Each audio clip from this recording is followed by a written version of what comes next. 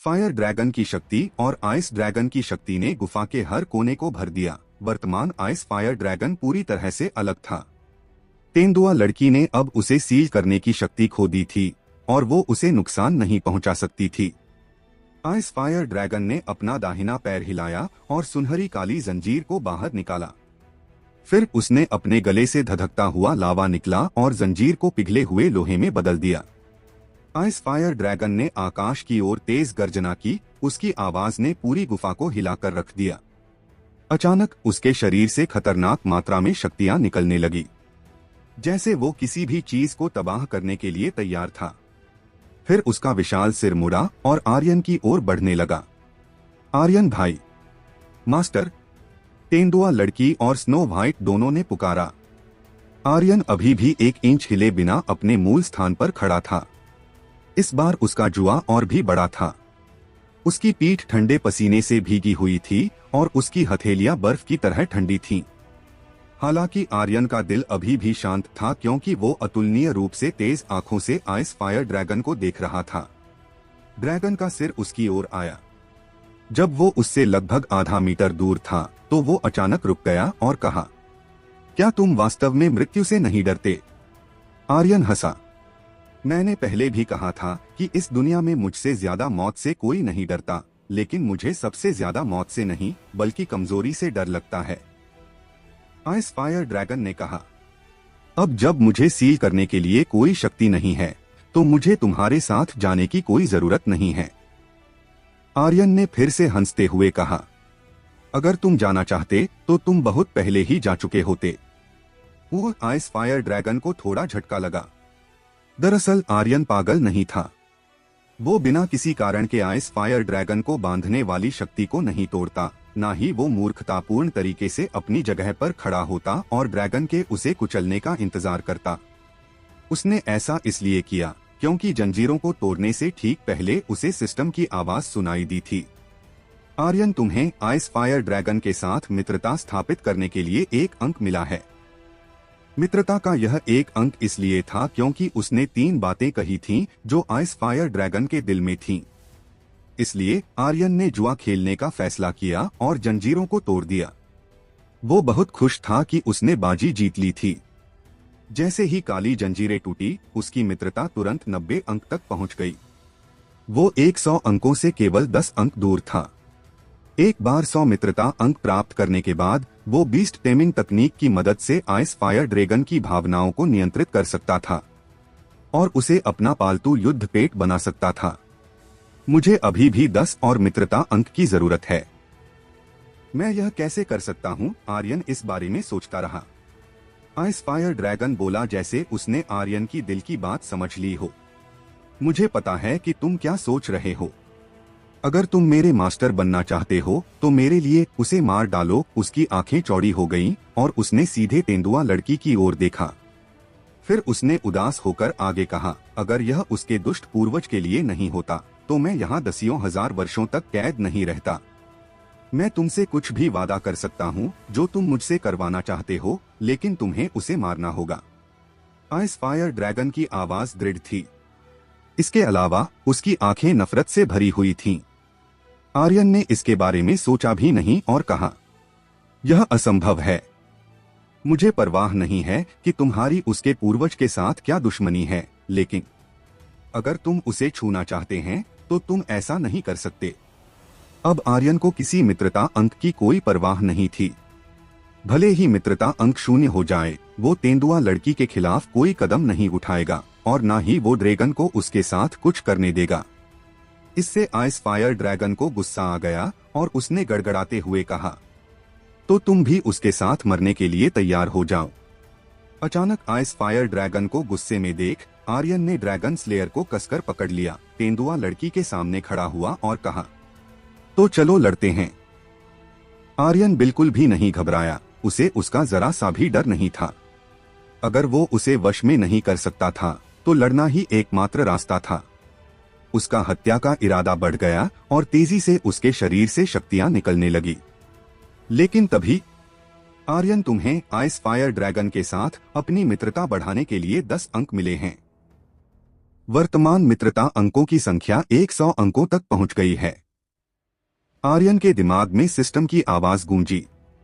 इसी के साथ अचानक आइस फायर ड्रैगन के शरीर से एक काली परछाई निकली जो एक आत्मा की तरह दिख रही थी।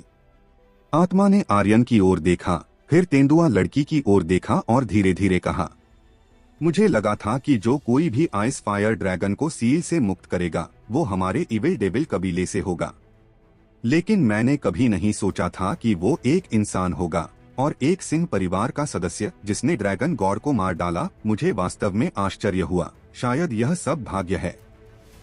इसके बाद आत्मा ने तेंदुआ लड़की की ओर देखा और उदासीनता से कहा, बच्चे, तुम्हें इविल डीमन मंत्रों की सील शक्ति विरासत में मिली है। आज से तुम इविल डीमन संत हो। तुम्हारे पास सील शक्ति होगी जिससे इस दुनिया में कोई भी प्राणी तुम्हारी सील शक्ति से बच नहीं सकता है, लेकिन इसका अच्छाई के लिए उपयोग करना, बुराई के लिए नहीं। तेंदुआ लड़की जमीन पर घुटने टेककर बोली, यह शिष्य डिमन पूर्वज की शिक्षाओं को याद रखेगी। आत्मा धीरे से मुस्कुराई और कहा, मुझे अभी भी तुम्हें धन्यवाद देना है। मुझे मुक्त करने के लिए धन्यवाद। दसियों हजार साल हो गए हैं, मेरे लिए यह जगह छोड़ने का समय आ गया है। फिर उसने आर्यन की ओर देखा और कहा, तुम एक बहादुर लड़के हो, तुम जैसा मैंने कोई नहीं देखा।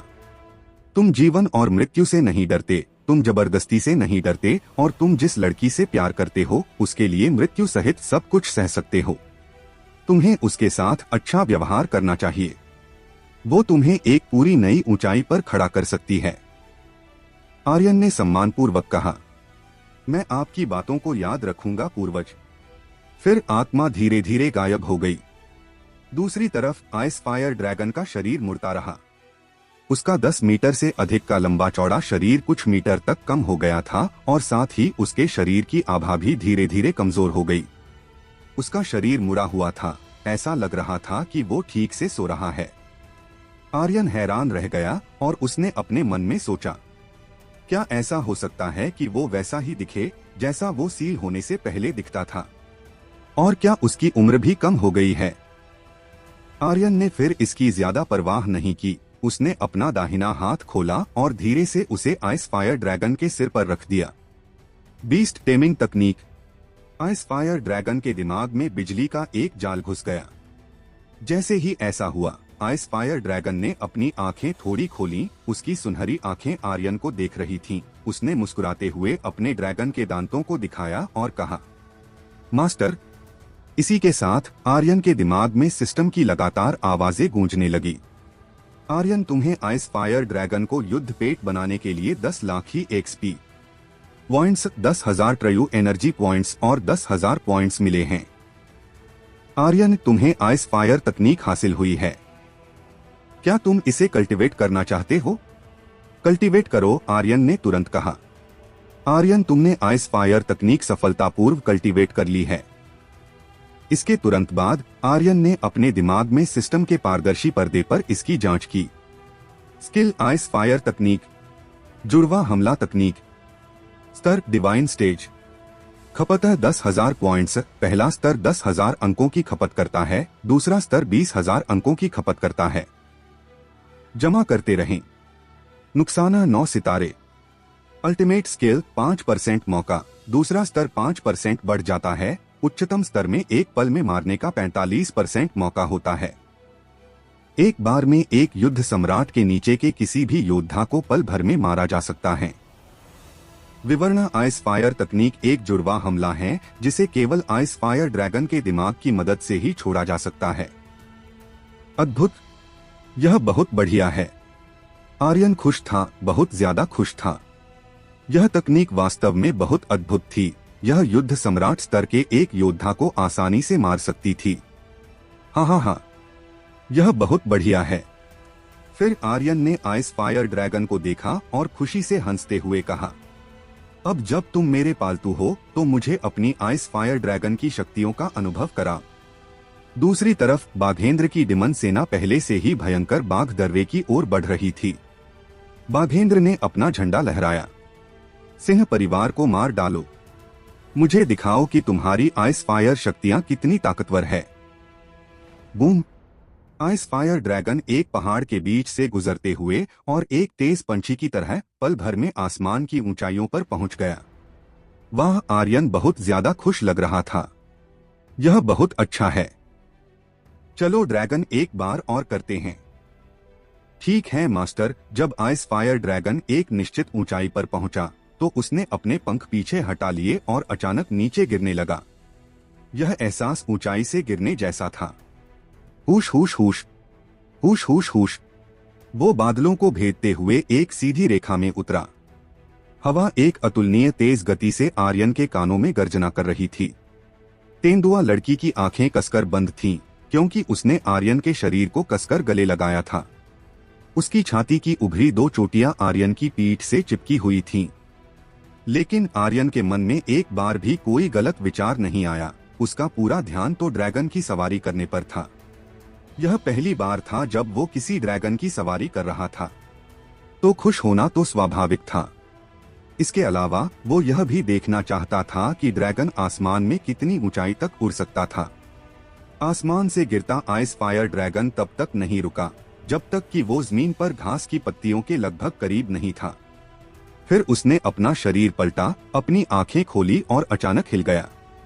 Boom boom. एक बार फिर उसने आकाश में उड़ान भरी और बादलों के ऊपर पहुंच गया। सूर्योदय के वक्त आर्यन ड्रैगन की पीठ पर खड़ा था। तेंदुआ लड़की ने उसे पीठ से गले लगाया हुआ था। जब वो सूर्योदय देख रहा था तो वो अतुलनीय रूप से संतुष्ट था। उसी समय आर्यन ने अपने दिल में सोचा, मैं मजबूत बनूंगा। मैं उन सब की रक्षा करूंगा जो इस दुनिया में मेरे करीब हैं और एक दिन में इस दुनिया के शिखर पर खड़ा रहूंगा। ड्रैगन चलो, यह तुम्हारी शक्तियों को देखने का वक्त है। आर्यन के लिए बस उड़ने में सक्षम होना बेकार था, उसे डिमन को मारने में सक्षम होना था। आखिर यह एक ड्रैगन था। ठीक है मास्टर। इसके बाद आइस फायर ड्रैगन ने अपने पंखों को पीछे किया और एक तीर की तरह घने जंगल की ओर मुड़ा। घने जंगल में डिमन बीस्ट इधर उधर भागने लगे जैसे कि उन्होंने कोई भूत देखा हो। ड्रैगन की शक्तियां उनके खिलाफ बहुत क्रूर थी और उनके पास विरोध करने की कोई क्षमता नहीं थी। अचानक आइस फायर ड्रैगन ने अपना मुंह खोला और एक आग के गोले को सीधे जंगल की ओर दागा। जहां कहीं भी आग का गोला गया वहां घास का एक तिनका भी नहीं बचा था। आर्यन, तुम्हें ब्लेजिंग हाउंड को मारने पर 1022 EXP पॉइंट्स, 100 ट्रयू एनर्जी पॉइंट्स और एक स्ट्राइकिंग मूल्य मिला है। इसके अलावा एक फायर एसेंस प्राप्त हुआ है। आर्यन, तुम्हें फायर डेमन एप को मारने पर 1500 EXP पॉइंट्स, 200 ट्रयू एनर्जी पॉइंट्स और एक स्ट्राइकिंग मूल्य मिला है। इसके अलावा एक फायर एसेंस प्राप्त हुआ है। सिस्टम की आवाजें ऐसे ही लगातार पटाखों की तरह उसके दिमाग में गूंज रही थी। यह एहसास वास्तव में बहुत अच्छा था। इसके अलावा उनके द्वारा मारे गए कई डिमन बीस्ट लेवल 3 के डिमन बीस्ट थे। आइस फायर ड्रैगन की शक्तियां वास्तव में बहुत ज्यादा क्रूर और दबंग थी। हाँ। आर्यन ने आसमान छूते ही XP पॉइंट्स को देखा और खुश होते हुए कहा, भविष्य में इस ड्रैगन के साथ मेरी कोई बराबरी नहीं कर पाएगा। साथ ही आर्यन ने पेट सिस्टम को खोला और आइस फायर ड्रैगन की विशेषताओं की जांच की। युद्ध पेट आइस फायर ड्रैगन, स्तर डिवाइन लेवल 5, मैक्स लेवल 100। विवरण, उसके पास 2 स्किल्स हैं, आइस एलिमेंट 10,000 तलवारें, भेदी दिल, फायर एलिमेंट, वाइल्ड फायर तूफान। इसके अलावा आइस फायर तकनीक है जिसका वर्तमान में केवल पहला चरण जारी किया जा सकता है। विवरण 2, आइस फायर ड्रैगन को अपनी शक्तियां बढ़ाने के लिए बर्फ और अग्नि तत्वों को अवशोषित करने की आवश्यकता होती है। विवरण 3, दिन में 2 घंटे तक रहता है। उसके बाद यह सिस्टम स्पेस में वापस आ जाएगा। अगर ऐसा नहीं किया गया तो इसकी गति, शक्ति और आक्रमण कई गुना कमजोर हो जाएगा और इसकी ड्रैगन शक्तियां तब तक कमजोर होती रहेंगी जब तक कि यह मर नहीं जाता। आर्यन का दिल कांप उठा। 3 स्किल वाला ड्रैगन, यह एक ऐसा अस्तित्व है जो डिवाइन लेवल की शक्तियों के पार है, लेकिन यह अभी केवल 5वें लेवल पर है। जाहिर है गुफा में आइस फायर ड्रैगन एक पूर्ण स्तरीय ड्रैगन था और उसने जो शक्तियां दिखाई थी वो उसकी वास्तविक शक्तियां थी, लेकिन अभी आइस फायर ड्रैगन एक छोटे बच्चे के समान था। इसलिए उसकी शक्तियां और लेवल इतने कम थे। हालांकि वो फिर भी बहुत ज्यादा शक्तिशाली था। वो एक लेवल 3 डिमन बीस्ट की तत्काल हत्या कर सकता था और आर्यन के लिए अपना लेवल बढ़ाने के लिए इतना काफी था। हालांकि दिन में 2 घंटे थोड़े कम थे। अगर इस तरह के क्रूर और दबंग ड्रैगन को किसी भी समय बाहर निकाला जा सकता तो यह कितना अच्छा होता। वो किसी भी समय तीनों स्तंभों और शाही परिवार को डरा सकता था और उन्हें झुकने के लिए मजबूर कर सकता था। मारते रहो। ठीक है मास्टर। दूसरी तरफ सिस्टम स्पेस में स्नो व्हाइट उदास बैठा था। इसमें क्या बड़ी बात है? क्या यह सिर्फ उड़ान नहीं है? जब मैं 5वें लेवल पर पहुंच जाऊंगा तो मैं भी उड़ सकता हूं। बस इंतजार करो। मैं जल्दी से लेवल पार करना चाहता हूं। मैं पार करना चाहता हूं। मैं जल्दी से पार करना चाहता हूं। जिस वक्त से आइस फायर ड्रैगन आर्यन का पालतू बना था, स्नो व्हाइट को थोड़ी जलन हो रही थी। फिर वो गंभीर हो गया। उसके दिल में डर की भावना थी। उसे जल्दी से लेवल पार करना था, तभी वो आर्यन का प्यार पा सकता था। मैं अब अपनी शक्तियों को पागलपन से बढ़ाऊंगा, स्नो व्हाइट ने खुद से कहा। लेकिन उसकी आवाज तेज थी जो आर्यन ने सुन ली थी। आर्यन ने अपनी हंसी रोक ली और कहा, फिर आगे बढ़ो और ताकतवर बनो। स्नो व्हाइट ने कहा, जब मैं पागल हो जाता हूं तो मुझे खुद से भी डर लगता है। आर्यन ने उसे सलाह देते हुए कहा, तो अपने आप को डरने दो और देखो। मास्टर, बस मेरे ताकतवर बनने का इंतजार करो। स्नो व्हाइट ने अपनी आंखें बंद की और एक शब्द और नहीं बोला। आर्यन ने मुस्कुराते हुए अपने मन में सोचा, मैंने कभी नहीं सोचा था कि आइस फायर ड्रैगन की वजह से स्नो व्हाइट भड़क जाएगा। ऐसा लगता है कि मेरे पिछले जीवन में एक कहावत थी जो सही थी, केवल प्रतिस्पर्धा के साथ ही दबाव बढ़ता है। दरअसल स्नो व्हाइट की डिवाइन बीस्ट की शक्तियां आइस फायर ड्रैगन से ऊपर थीं। विशेष रूप से स्नो व्हाइट के दूसरे लेवल पर पहुंचने के बाद उसके शरीर से निकलने वाली आभा बेहद मजबूत थी। आइस फायर ड्रैगन का सामना करते समय भी यह कमतर नहीं थी। वुल्फ किंग को लड़ने के लिए बुलाना कुछ ऐसा था जिसके बारे में आर्यन ने पहले कभी नहीं सोचा था। स्नो व्हाइट ने वुल्फ किंग को लेवल 2 की शक्तियों के साथ बुलाया था। अगर उसके कुछ और लेवल बढ़ गए तो वो बेहद शक्तिशाली बन जाएगा। मजा आने वाला है। भविष्य में बहुत मजा आने वाला है, आर्यन ने मुस्कुराते हुए सोचा। फिर आइस फायर ड्रैगन को आदेश देते हुए कहा, मारो। लगातार डिमन बीस्ट को मारने के 2 घंटे बाद आर्यन के दिमाग में सिस्टम की आवाज गूंजी। आर्यन, तुम्हारी शक्तियों का स्तर लेवल 5 युद्ध आत्मा स्तर से बढ़कर लेवल 6 हो चुका है। आखिर मेरा लेवल बढ़ ही गया। आर्यन ने अपनी आंखें बंद की, अपनी मुट्ठी कसकर भींच ली और लेवल 6 युद्ध आत्मा स्तर की शक्तियों को महसूस किया। साथ ही उसने अपनी सभी शक्तियों के ठीक होने और अपने शरीर पर लगी चोटों के जल्दी ठीक होने के ताजा अनुभव को भी महसूस किया। इसके बाद आइस फायर ड्रैगन आराम करने के लिए सिस्टम स्पेस में चला गया था। लेकिन आर्यन ने आराम नहीं किया और कहा, अब शिकार करने की मेरी बारी है। फिर उसने तेंदुआ लड़की की ओर देखा। क्या तुम यहीं रुकोगी या फिर मेरे साथ चलोगी? मैं डिमन बीस्ट का शिकार करने जा रहा हूं, आर्यन ने उससे पूछा। वो तेंदुआ लड़की के लिए चीजों को मुश्किल नहीं बनाना चाहता था, क्योंकि वो बहुत दयालु थी। तेंदुआ लड़की एक पल के लिए हिचकिचाई, फिर वो मुस्कुराई और कहा, तुम मेरे पति हो, निश्चित रूप से मुझे तुम्हारे पीछे चलना है। कहीं तुम मुझे छोड़ तो नहीं दोगे? उसने आखिरी शब्द थोड़े उदास लहजे में कहे। आर्यन ने तेंदुआ लड़की को गले से लगाया और कहा, पागल लड़की, तुम किस बारे में बात कर रही हो? मैं तुम्हें क्यों छोड़ूंगा?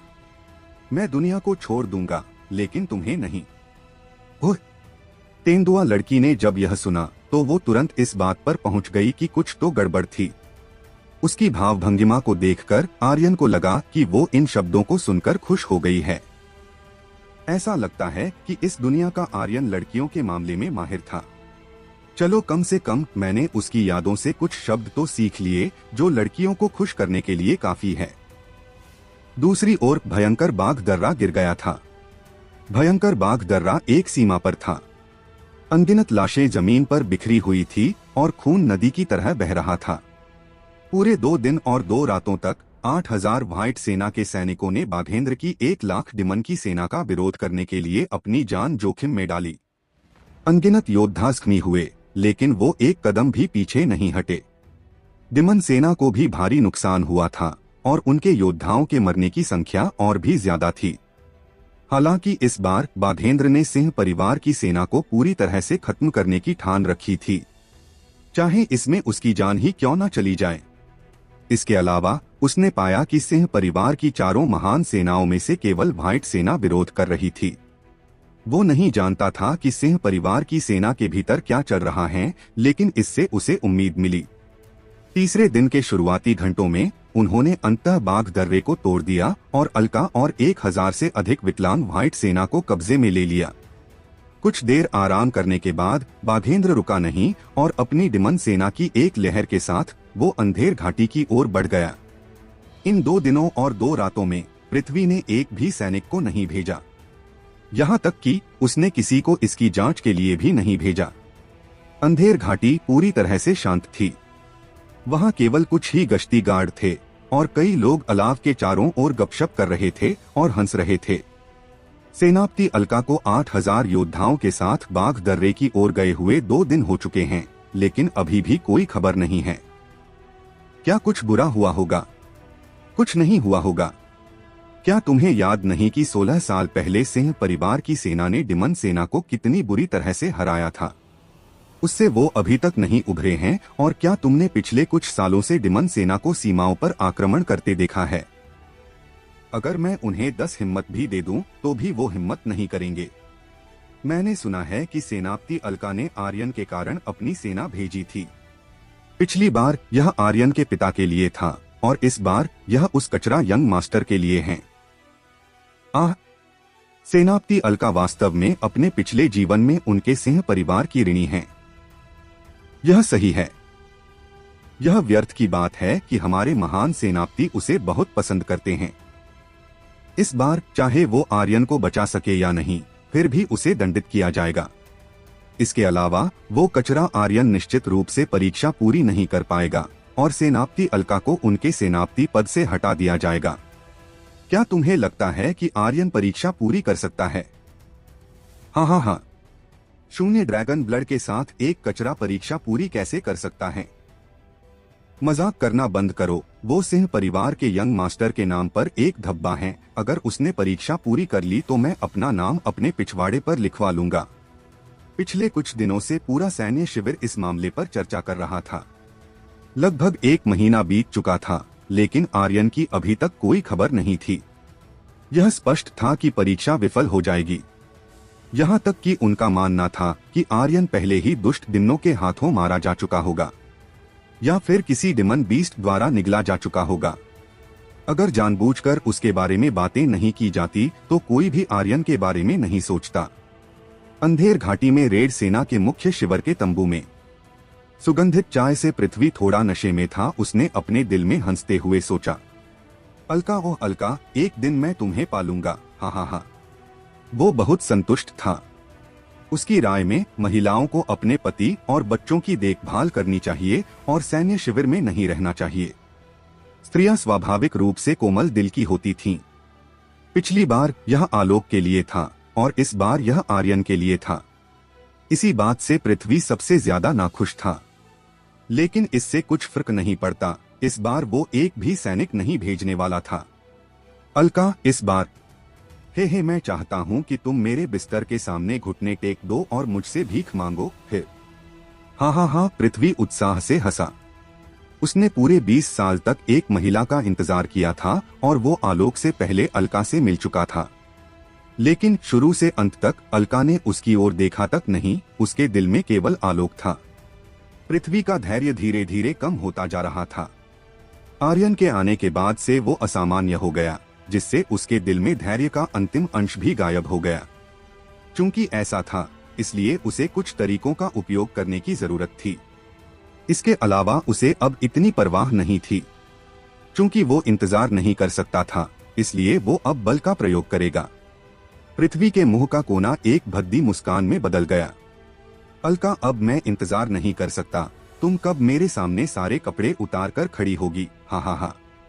उसी समय ओजस जल्दबाजी में तेज कदमों के साथ पृथ्वी के तंबू में घुस गया और रिपोर्ट करने के लिए जल्दबाजी नहीं की। पृथ्वी ने नजर दौड़ाई और अचानक चिल्लाया, ओजस, तुम दिन ब दिन शिष्टाचारों को भूलते जा रहे हो। ओजस का चेहरा चिंतित था। उसने ज्यादा परवाह नहीं की और कहा, महान सेनापति, दिमन सेना ने हदें पार कर दी हैं और पूरी अंधेर घाटी को घेरने वाली है। तुम्हारी हिम्मत कैसे हुई? पृथ्वी ने एक नीला और सफेद मिट्टी के बर्तन की चाय का कप पकड़ा और उसे ओजस के पैरों पर फेंक दिया और गुस्से में चिल्लाया, तुम भी अलका की तरह बनते जा रहे हो। क्या तुम्हें पता नहीं है कि सेना को झूठी खबर देना अपराध है? इसके लिए तुम्हें मौत की सजा भी दी जा सकती है। चाय का कप जमीन पर गिरने के साथ ही कई टुकड़ों में टूट गया और एक टुकड़ा सीधे ओजस के चेहरे पर लगा, जिससे उसके चेहरे पर एक खून की लकीर दिखाई दी। लेकिन ओजस को इसकी बिल्कुल भी परवाह नहीं थी। उसका जीवन सिंह परिवार की सेना को समर्पित था। उसके पास जो कुछ भी था वो उसे सिंह परिवार की सेना से मिला था। भले ही वो अपना जीवन चाहता था, लेकिन उसे गुस्सा होने का भी हक नहीं था। इसके बाद उसने घुटने टेक दिए और कहा, महान सेनापति, मैंने आपसे झूठ नहीं बोला और सेनापति अलका ने भी आपसे झूठ नहीं बोला। मेरे नीली रेखा शिवर के सैनिक। पृथ्वी ने उसे लात मारी और चिल्लाया, तुम्हें अपने सैनिकों को भेजने के लिए किसने कहा? ओजस, तुम्हारी हिम्मत बहुत बढ़ती जा रही है। पृथ्वी की लात लगने से ओजस के पेट में चोट लगी थी, जिससे उसे तेज दर्द महसूस हुआ। उसने खून की उल्टी की और कहा, सेनापति, मैंने अपने भरोसे पर अपनी सेना भेजी है। आप मुझे सजा दे सकते हैं, लेकिन दिमन सेना अंधेर घाटी को घेरने वाली है। कृपया तुरंत सेना को इकट्ठा होने और बचाव करने का आदेश दें। पृथ्वी को उसकी बातों पर बिल्कुल भी विश्वास नहीं हुआ। उसकी आंखें ठंड से ओजस की ओर देख रही थीं और कहा, अलका ने तुम्हें क्या लालच दिया है जो तुम मुझे सेना भेजने के लिए धोखा दे रहे हो? हम अलका, ओ अलका, मैंने वास्तव में नहीं सोचा था कि तुम मेरे आदमियों को भी अपनी ओर कर लोगी। मैंने सच में तुम्हें कम आंका है, पृथ्वी ने हंसते हुए कहा। ओजस का दिल दुख रहा था और उसका चेहरा चिंतित हो गया। महान सेनापति, दिमन सेना आने वाली है। मैं आपसे अनुरोध करता हूँ कि रक्षा करने का आदेश दें। अगर ऐसा नहीं किया तो बहुत देर हो जाएगी। मेरा सच में सेनापति अलका से कोई संबंध नहीं है। पृथ्वी ने उसे फिर से लात मारी और कहा, कोई संबंध नहीं है? ओजस, क्या तुम्हें लगता है कि मैं नहीं जानता? अतुल ने तुम्हें अंधेर घाटी से निकलते समय देखा था। क्या तुम्हें लगता है कि मैं कुछ नहीं जानता? अंधेर घाटी में वो एक महान सेनापति था, इसलिए उसके लिए कुछ चीजों की जांच करना आसान था। ओजस एक पल के लिए चौंक गया और उसने समझाने की कोशिश करते हुए कहा, महान सेनापति, सेनापति अलका ने मुझे केवल आपसे माफी मांगने के लिए कहा। मैं पिछले कुछ दिनों से व्यस्त हूँ, इसलिए मेरे पास आपको बताने का समय नहीं था। हाँ हाँ हाँ, पृथ्वी जोर जोर से हंसने लगा। मुझसे माफी मांगना चाहती थी? क्या तुम्हें लगता है कि मैं बेवकूफ हूँ? मैं अलका की नस नस से वाकिफ हूँ। अगर वो गलत भी होगी तो भी वो मुझसे माफी नहीं मांगेगी। फिर उसने तुमसे माफी मांगने के लिए क्यों कहा? ओजस को समझ नहीं आ रहा था कि वो पृथ्वी को कैसे समझाए। उसका दिल मौत की तरह दर्द कर रहा था और बुरी तरह हंसा। अब सब कुछ खत्म होने वाला है, सब कुछ हो जाएगा। सिंह परिवार की सेना खत्म होने वाली है। तुम्हारी हिम्मत कैसे हुई यह सब बोलने की? पृथ्वी ने एक बार फिर ओजस के सीने में लात मारी। लात लगने से ओजस का खून बह निकला। वो बहुत कठिनाई से जमीन से उठने की कोशिश कर रहा था। उसने उदास आंखों से पृथ्वी की ओर देखा और कहा, महान सेनापति, सिंह परिवार की सेना सिंह परिवार की है, आपकी नहीं। अगर आप बचाव नहीं करेंगे तो मैं जाऊंगा। इसके बाद ओजस ने अपने मुंह के कोने से खून पोंछा और तंबू से बाहर चला गया। आधे मिनट बाद, सभी लोग हमले के लिए तैयार हो जाओ। रेड सेना में ओजस की प्रतिष्ठा बहुत अधिक थी। महान सेनापति पृथ्वी के कमांडर की मुहर के बिना भी ओजस का अनुसरण करने वाले कई लोग थे। ओजस ने अपना हाथ हिलाया और रेड सेना के सभी काले बख्तरबंद योद्धा बाहर निकल गए। सिंह परिवार की सेना खतरे में थी, लेकिन आर्यन इससे पूरी तरह से अनजान था। देर रात तक आर्यन ने मारने के लिए डिमन बीस्ट की तलाश जारी रखी। इस समय में वो पहले ही वीरान पर्वत श्रृंखला के सबसे गहरे हिस्से में प्रवेश कर चुका था और यह सबसे खतरनाक जगह भी थी। अगर वो परीक्षा पूरी करना चाहता था तो उसे एक 5 लेवल के डिमन बीस्ट और 10 लेवल 4 के डिमन बीस्ट को और मारना था। जहां तक तीसरे लेवल के डिमन बीस्ट की बात थी, आर्यन ने उन सभी को पहले ही इकट्ठा कर लिया था। अब केवल लेवल 5 के डिमन बीस्ट और लेवल 4 के डिमन बीस्ट बचे थे। इसके अलावा समय का हिसाब लगाया जाए तो कल का अंतिम दिन होगा। उसे किसी भी हालत में यह अंतिम दिन से पहले पूरा करना था। अचानक तेंदुआ लड़की ने नीची आवाज में आर्यन से कहा, जो उससे कुछ दूरी पर था, मुझे एक खतरनाक शक्ति महसूस हो रही है। अभी उसकी बात भी खत्म नहीं हुई थी कि तभी एक खौफनाक आवाज सुनाई दी। एक हिंसक भालू जंगल से गर्जना करते हुए बाहर निकला और अपने तेज पंजों से सीधे तेंदुआ लड़की पर हमला कर दिया। उसकी शक्तियां असाधारण रूप से बेहद खतरनाक थी। तेंदुआ लड़की, आर्यन चिल्लाया। उसने अपने शरीर से शक्तियां निकालते हुए एक छलांग लगाई और एक बड़े पेड़ पर कदम रखा और फिर से छलांग लगाई। साथ ही उसने विंड शेडो स्टेप तकनीक का इस्तेमाल किया। इसके अलावा उसने दोनों हाथों से ड्रैगन स्लेयर पकड़ा हुआ था, जिससे उसने सीधे हिंसक भालू के सिर पर हमला किया। त्वचा खोल जैसे ही उसने ड्रैगन स्लेयर तकनीक का हमला किया, ड्रैगन स्लेयर से खतरनाक शक्तियां बाहर निकलने लगीं, जिनमें कुछ हद तक गर्म शक्तियां महसूस हो रही थी। लेकिन तभी हिंसक भालू ने बिजली की गति से अपना एक हाथ उठाया और अपने सिर के ऊपर कर लिया।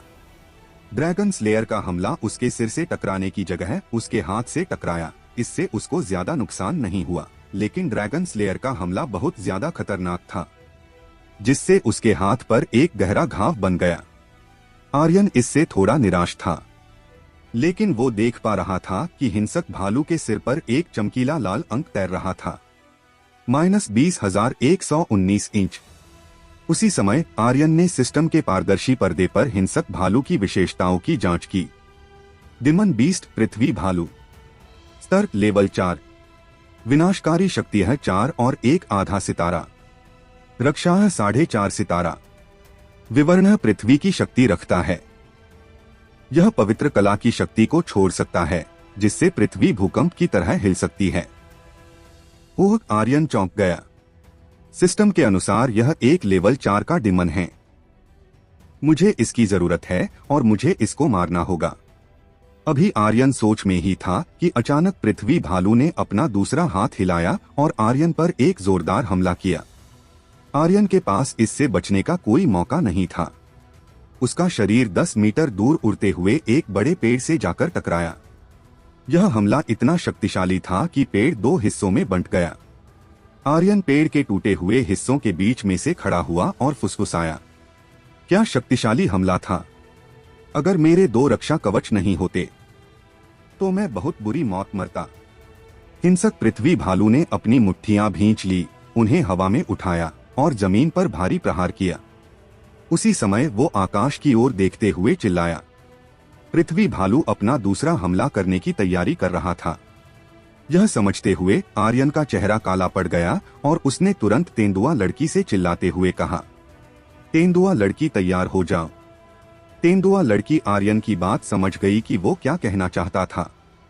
उसने अपने दोनों हाथों को हवा में लहराया और अगले ही पल उसके हाथों में एक रोशनी से बना भाला दिखाई दिया। उसी समय आर्यन ने अपने ड्रैगन स्लेयर को कसकर पकड़ा और अपने दाहिने हाथ की जादुई शक्ति का इस्तेमाल किया। पृथ्वी भालू की मुट्ठी के जमीन पर टकराने से वहां एक गहरा गड्ढा हो गया। फिर उसने आर्यन की ओर देखते हुए अपने शरीर से खतरनाक शक्तियां निकाली और उस पर हमला करने के लिए तैयार हो गया। इससे पहले कि पृथ्वी भालू आर्यन पर हमला कर पाता, ड्रैगन स्लेयर का हमला उसके निचले जबड़े से टकराया। बूम! आर्यन यहीं नहीं रुका, उसने एक तेज छलांग लगाई और पृथ्वी भालू के ऊपर हवा में पहुंच गया और अपने दाहिने हाथ की जादुई शक्ति के साथ साथ पहाड़ तोड़ मुक्के की हमले की शक्तियों का इस्तेमाल करते हुए एक जुड़वा हमला किया। हमला करते वक्त आर्यन के शरीर पर आदमखोर किंग कॉन्ग की छवि दिखाई दी। पहाड़ तोड़ मुक्का, बूम! हमला पृथ्वी भालू के सिर के बीचों बीच लगा, जिससे उसका सिर फट गया और जमीन पर एक धमाके की आवाज के साथ गिरा। जिस वक्त आर्यन ने पृथ्वी भालू को जमीन पर गिरा दिया, तेंदुआ लड़की का भाला आया और सीधे उसके गले में घुस गया। भाले के हमले में इतनी अधिक शक्तियां थी कि पृथ्वी भालू का शरीर उड़ते हुए एक पेड़ से जा टकराया और वहीं लटक गया। भाले के चारों ओर रोशनी से बने कुछ शब्द तैर रहे थे। यह डिमन मंत्र की शक्तियां थी। मंत्र भाला। यह तेंदुआ लड़की की अनूठी क्षमता थी। आइस फायर ड्रैगन से निकली आत्मा ने उसे जो मंत्रशील शक्तियां दी थी, वो उन्हें अब अपने मन मुताबिक इस्तेमाल कर सकती थी। उसने इन्हें अपने रोशनी भाला पर इस्तेमाल किया था, जो अतुलनीय रूप से सटीक और खतरनाक था। तभी आर्यन के दिमाग में सिस्टम की आवाज सुनाई दी। आर्यन, क्या तुम स्ट्राइकिंग मूल्य का इस्तेमाल करना चाहते हो? आर्यन आधे सेकंड के लिए हिचकिचाया और फिर कहा, नहीं। स्ट्राइकिंग मूल्य बहुत महत्वपूर्ण था। वो इसे किसी डिमन बीस्ट पर बर्बाद नहीं करना चाहता था। वो इसे बाघेंद्र को मारने के बाद इस्तेमाल करना चाहता था, ताकि उसे कुछ बढ़िया और खतरनाक चीजें मिल सकें। केवल खतरनाक डिमन की वजह से ही सबसे शक्तिशाली चीज मिल सकती थी। आर्यन, तुम्हें पृथ्वी भालू मारने पर 100,000 एक्सपी पॉइंट्स, 3000 ट्रयू एनर्जी पॉइंट्स और 1 स्ट्राइकिंग मूल्य मिला है। आर्यन, तुम्हें पृथ्वी भालू का डेमोनिक कोर मिला है। क्या तुम इसे फ्यूज करना चाहते हो? आर्यन, तुम्हें एक स्प्लिटिंग पल्स तकनीक मिली है। क्या तुम इसे कल्टीवेट करना चाहते हो? वो आर्यन को एक झटका लगा। ऐसा लगता है कि पृथ्वी भालू एक लेवल 4 उच्च स्तर का डिमन बीस्ट था, वरना उसके मरने से एक डिमोनिक कोर कैसे मिल सकता है? डिमोनिक कोर को फ्यूज करो। लगभग 1 सेकेंड बाद सिस्टम की आवाज आई। डिमोनिक कोर सफलतापूर्वक फ्यूज हो चुका है। इससे उसकी अर्थ एलिमेंट्स की शक्तियां 10% तक बढ़ गई थी और स्प्लिटिंग पल्स तकनीक में उसने 50% तक महारत हासिल कर ली थी। स्प्लिटिंग पल्स तकनीक को कल्टीवेट करो। स्वाभाविक रूप से आर्यन इस स्प्लिटिंग पल्स तकनीक को कैसे छोड़ सकता था? इसके अलावा उसने इसे आइस फायर तकनीक के जुड़वा हमलों के साथ मिलाने के बारे में सोचा, जिसका मतलब था कि वो लगातार 3 हमले कर सकता था और हमले की शक्तियों को दोगुना कर सकता था। इसके बाद आर्यन फिर से लेवल 4 के डिमन बीस्ट के शिकार पर निकल गया। यह लेवल 4 का डिमन बीस्ट बहुत खतरनाक था। आर्यन एक फायर वानर डिमन बीस्ट के शरीर पर बैठा हुआ था और जोर जोर से हाँफ रहा था। अगर उसके पास ड्रैगन स्लेयर ब्लेड नहीं होता तो उसके लिए इसे मारना बहुत मुश्किल होता। अभी भी 8 और बाकी हैं, मारना जारी रखो। कुछ देर बाद महान वीरान पर्वत श्रृंखला की गहराई में शक्तिशाली डिमन बीस्ट घबराए हुए थे। केवल 3 घंटों में आर्यन ने 10 लेवल 4 के डिमन बीस्टों को मार डाला था और मिशन को पूरा करने से केवल 1 कदम दूर था। लेकिन अभी भी लेवल 5 का डिमन बीस्ट बचा था। आर्यन ने अपना सिर उठाया और एक हील पिल निगल ली, फिर एक हीरकुंडी पिल खाई। इसके बाद उसने अपनी पिल्स की जांच की और अपने मन में सोचा, केवल 2 हीरकुंडी पिल्स बची हैं, यह काफी नहीं है। अगली बार जब मैं वापस फायर ग्लास शहर जाऊंगा तो मुझे बहुत ज्यादा मात्रा में जड़ी बूटियों को खरीदना होगा। पिल्स के बिना आर्यन के लिए वीरान पर्वत श्रृंखला में बचना बहुत मुश्किल होगा। तेंदुआ लड़की पसीने में भीगी हुई थी। उसने आर्यन की पीठ पर झुकते हुए कहा, आर्यन भाई, मुझे बहुत नींद आ रही है, हम आज यहाँ क्यों नहीं रुकते? उसका मंत्र भाला बहुत ज्यादा शक्तिशाली था। आर्यन नहीं चाहता था कि वो अभी आराम करे, क्योंकि उसके पास केवल कुछ घंटे बचे थे। सुबह होने से पहले उसे वापस अंधेर घाटी लौटना था। वो अलका को निराश नहीं करना चाहता था। वो सिंह परिवार की सेना को निराश नहीं करना चाहता था। वो अपने चाचा और दादा को और निराश नहीं करना चाहता था। आर्यन ने अपनी मुट्ठी कसकर भींच ली और मुस्कुराते हुए कहा, तुम यहाँ आराम करो, मैं एक और को मारने के बाद वापस आ जाऊंगा। तेंदुआ लड़की ने तुरंत मुस्कुराते हुए कहा, आर्यन भाई मारना चाहता है तो मैं भी उनका पीछा करना चाहती हूँ। आर्यन ने तेंदुआ लड़की की नाक को खरोंचा और कहा, ठीक है, लेकिन मैं नहीं चाहता कि तुम बहुत थक जाओ। तेंदुआ लड़की शरारत से मुस्कुराई। क्या आपने यह कहावत नहीं सुनी कि अगर आप एक मुर्गी से शादी करते हैं तो एक मुर्गी का पालन करें, अगर आप एक कुत्ते से शादी करते हैं तो एक कुत्ते का पालन करें? नहीं नहीं आर्यन भाई, आप कोई मुर्गी और कुत्ता नहीं है। मैं वैसे भी आपका अनुसरण करना चाहती हूँ। मैं जीवन भर आपका अनुसरण करूंगी। हे। इसके साथ ही तेंदुआ लड़की अंधेरे जंगल की गहराई की ओर चली गई। वो वास्तव में बहुत प्यारी लग रही थी। तेंदुआ लड़की की गर्म आकृति, उसकी शरारती मुस्कान और उसकी उभरी हुई छाती को देखते हुए आर्यन वास्तव में उसे संजोना चाहता था। अचानक तेंदुआ लड़की चिल्लाई। आर्यन की आंखें तनावपूर्ण हो गईं और वो जल्दी से आगे बढ़ गया। दूसरी तरफ तेंदुआ लड़की पर किसी अदृश्य शक्ति ने एक शक्तिशाली हमला किया, जिससे वो पीछे की ओर 100 फुट दूर जाकर गिरी। दो गहरे हरे रंग की आंखों ने आर्यन को देखा, जो भागते हुए आ रहा था। लेवल 7 का डिमन बीस्ट। आर्यन तुरंत हैरान रह गया। अभी वो बड़ी मुश्किल से लेवल 4 के डिमन बीस्ट से निपट पाता था, और यहाँ तक कि लेवल 5 के डिमन बीस्ट से निपटने के लिए उसे अपनी जान जोखिम में डालनी पड़ेगी। लेकिन अब उसके सामने एक लेवल 7 का डिमन बीस्ट था। उससे निपटना तो उसके लिए नामुमकिन था। यहाँ तक कि उसके शरीर से निकलने वाली चमकीली रोशनी भर से वो कुछ नहीं देख पा रहा था। यह आदमखोर किंग कांग एप के शरीर से निकलने वाली रोशनी की तुलना में कई गुना अधिक तीव्र थी। मुझे किसी भी तरह से इसको मारना होगा। आर्यन ने एक पल के लिए भी नहीं सोचा और उसे मारने के लिए आगे बढ़ गया। साथ ही उसने तेंदुआ लड़की से कहा, चलो इसको मारते हैं। तेंदुआ लड़की का शरीर कांप उठा। उसकी नजरें थोड़ी तनावपूर्ण हो गईं। वो आर्यन को याद दिलाना चाहती थी कि यह डिमन बीस्ट अलग था, लेकिन यह देखकर कि आर्यन पहले ही आगे बढ़ चुका है, उसने तुरंत अपना सिर झटका, हवा में अपना हाथ लहराया, मंत्र भाले को पकड़ा और खड़ी होकर दूसरी तरफ भागी। आर्यन ने एक हाथ से ड्रैगन स्लेयर को घसीटा और युद्ध आत्मा स्तर के 6ठे लेवल की अपनी शक्तियों को शरीर से बाहर निकाला, ताकि वो ड्रैगन स्लेयर को अच्छे से पकड़ सकें। ड्रैगन स्लेयर जमीन पर घिसते और धूल मिट्टी के साथ साथ चारों ओर तेज चिंगारी उड़ाते हुए आगे बढ़ रहा था। यह दृश्य एक बर्बर राजा जैसा था। ब्लेड बहुत भारी था। आर्यन इसे एक हाथ से नहीं उठा सकता था, इसलिए वो इसे केवल रास्ते में ही खींच सकता था। एक जोरदार झटके के साथ आर्यन ने अपना दाहिना हाथ हिलाया और दाहिने हाथ की जादुई शक्ति का इस्तेमाल किया। अगले ही पल उसके दाहिने हाथ से आदमखोर किंग कांग एप की एक उग्र गर्जना सुनाई दी। उसका पूरा दाहिना हाथ कांप रहा था और उसकी शक्ति तबाही मचा रही थी। लेवल 7 के डिमन बीस्ट ने जब आर्यन को अपनी ओर बढ़ते देखा तो उसका शरीर अचानक धुंधला पड़ गया और तेजी से आर्यन की ओर बढ़ा। आर्यन भाई तेंदुआ लड़की को चिंता होने लगी। थोड़ी देर पहले जब बीस्ट ने उस पर लात से हमला किया था तो उसे उसकी खतरनाक शक्तियों का अंदाजा लग चुका था। आर्यन की आंखें थोड़ी ऊपर उठी और भौहें सिकुड़ गई। फिर उसने विंड शेडो स्टेप तकनीक का इस्तेमाल किया और उसका शरीर धुंधला पड़ गया।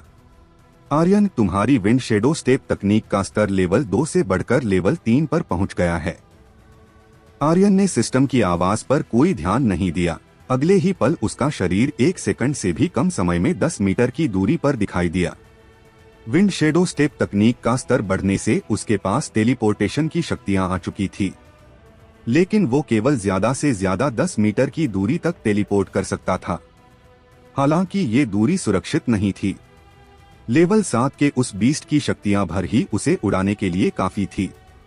लेकिन आर्यन फिर भी नहीं रुका। अपने एक पैर को पटकते हुए उसने हवा में छलांग लगाई और दाहिने हाथ की जादुई शक्ति को छोड़ा। यह सभी शक्तियां सीधे ड्रैगन स्लेयर में घुस गई, जिनसे ड्रैगन स्लेयर और भी ज्यादा उग्र हो गया। फिर आर्यन ने ड्रैगन स्लेयर तकनीक का इस्तेमाल किया, जिसमें फायर शक्तियां भी मिली हुई थी। सभी शक्तियों को ड्रैगन स्लेयर के साथ मिलाने के बाद उसने ड्रैगन स्लेयर ब्लेड पर पकड़ मजबूत की और सीधे बीस्ट के सिर पर हमला किया। बूम! जब उसने हमला किया तो ड्रैगन स्लेयर से गगनचुंबी आग की लपटें निकली, जो बेहद खतरनाक थी। जैसे ही हमला बीस्ट के सिर पर लगा, एक तेज धमाके की आवाज चारों तरफ गूंज गई। बूम! जब धमाके की धूल गायब हुई तो विशाल डिमन बीस्ट के सिर के ऊपर एक चमकीला लाल क्षति मूल्य दिखाई दिया। -102 इंच। यह बहुत कम नुकसान था। आर्यन को अब घबराहट होने लगी। यह वास्तव में बहुत कम नुकसान था। यह इतना कम नुकसान था कि उस डिमन बीस्ट को केवल बाल बराबर नुकसान हुआ होगा। दाहिने हाथ की जादुई शक्ति के साथ ड्रैगन स्लेयर को इस्तेमाल करते हुए अगर इससे किसी लेवल 4 के डिमन बीस्ट पर हमला किया जाता तो उसका कम से कम आधी शक्तियों का नुकसान होता। लेकिन अब आर्यन अवाक था। वो अनुमान भी नहीं सकता था कि बीस्ट कितना शक्तिशाली था। यह वास्तव में बहुत डरावना था। इसके तुरंत बाद उसने सिस्टम के पारदर्शी पर्दे पर उसकी विशेषताओं की जांच की। डिमन बीस्ट पहाड़ी शैतान, स्तर लेवल 7, विनाशकारी शक्तियां 9 सितारे, बचाव 10 सितारे, स्किल अजय ढाल डिमन कट। विवरण पहाड़ी शैतान में हजारों किलोमीटर के दायरे में हमला करने की अद्वितीय शक्ति है। यह एक युद्ध बुर्जुग के हमलों को अजय ढाल की मदद से आसानी से रोक सकता है और यह डिमन कट की मदद से फायर डिमन की शक्ति को इकट्ठा कर सकता है। इसकी शक्ति असीम है। विवरण 2 पहाड़ी शैतान में टाइटन ब्लडलाइन का एक निशान है। विवरण 3 अद्वितीय। पहाड़ी शैतान की विशेषताओं को देखते हुए आर्यन की खोपड़ी सुन्न हो गई। एक अजय रक्षा ढाल, एक अजय आक्रमण हमला, मैं इसे कभी मार भी पाऊंगा। क्या सच में ऐसे भी डिमन बीस्ट होते हैं? वो पूरी तरह से हैरान परेशान था। इसमें कोई हैरानी की बात नहीं है कि ड्रैगन स्लेयर की मदद से भी मैं अभी केवल उसे लगभग 100 अंक का ही नुकसान पहुंचा पाया। सिर्फ एक 10 सितारा बचाव ही काफी है। अजय ढाल की तो बात ही छोड़ो। इसके अलावा टाइटन ब्लडलाइन क्या है? क्या टाइटन आमतौर पर गहरे समुद्र में नहीं छिपते हैं? इसके पास टाइटन ब्लडलाइन कैसे हो सकती है? यह सोचते और घबराते हुए आर्यन कई कदम पीछे हट गया, लेकिन उसका वहां से भागने का कोई इरादा नहीं था। सुबह का वक्त करीब आते जा रहा था और वो अभी भी एक लेवल 5 के डिमन बीस्ट का शिकार नहीं कर पाया था। अगर उसे सेना की परीक्षा में पास होना था तो उसे किसी भी हालत में इसी लेवल 7 के डिमन बीस्ट को मारना होगा, क्योंकि अब उसके पास लेवल 5 के डिमन बीस्ट को खोजने का समय नहीं था। इसके अलावा पहाड़ी शैतान की ताकत और बचाव को खतरनाक कहा जा सकता है, लेकिन एक डिमन बीस्ट जितना अधिक शक्तिशाली होगा उतनी ही अधिक शक्तिशाली चीजें उसे सिस्टम द्वारा मिलेंगी। सिस्टम के अब तक के अनुभव के हिसाब से वो इस चीज का पता लगा चुका था। शक्तिशाली चीजों के बारे में सोच सोच कर ही उसका खून उबाल मार रहा था। मुझे इसे मारना ही होगा।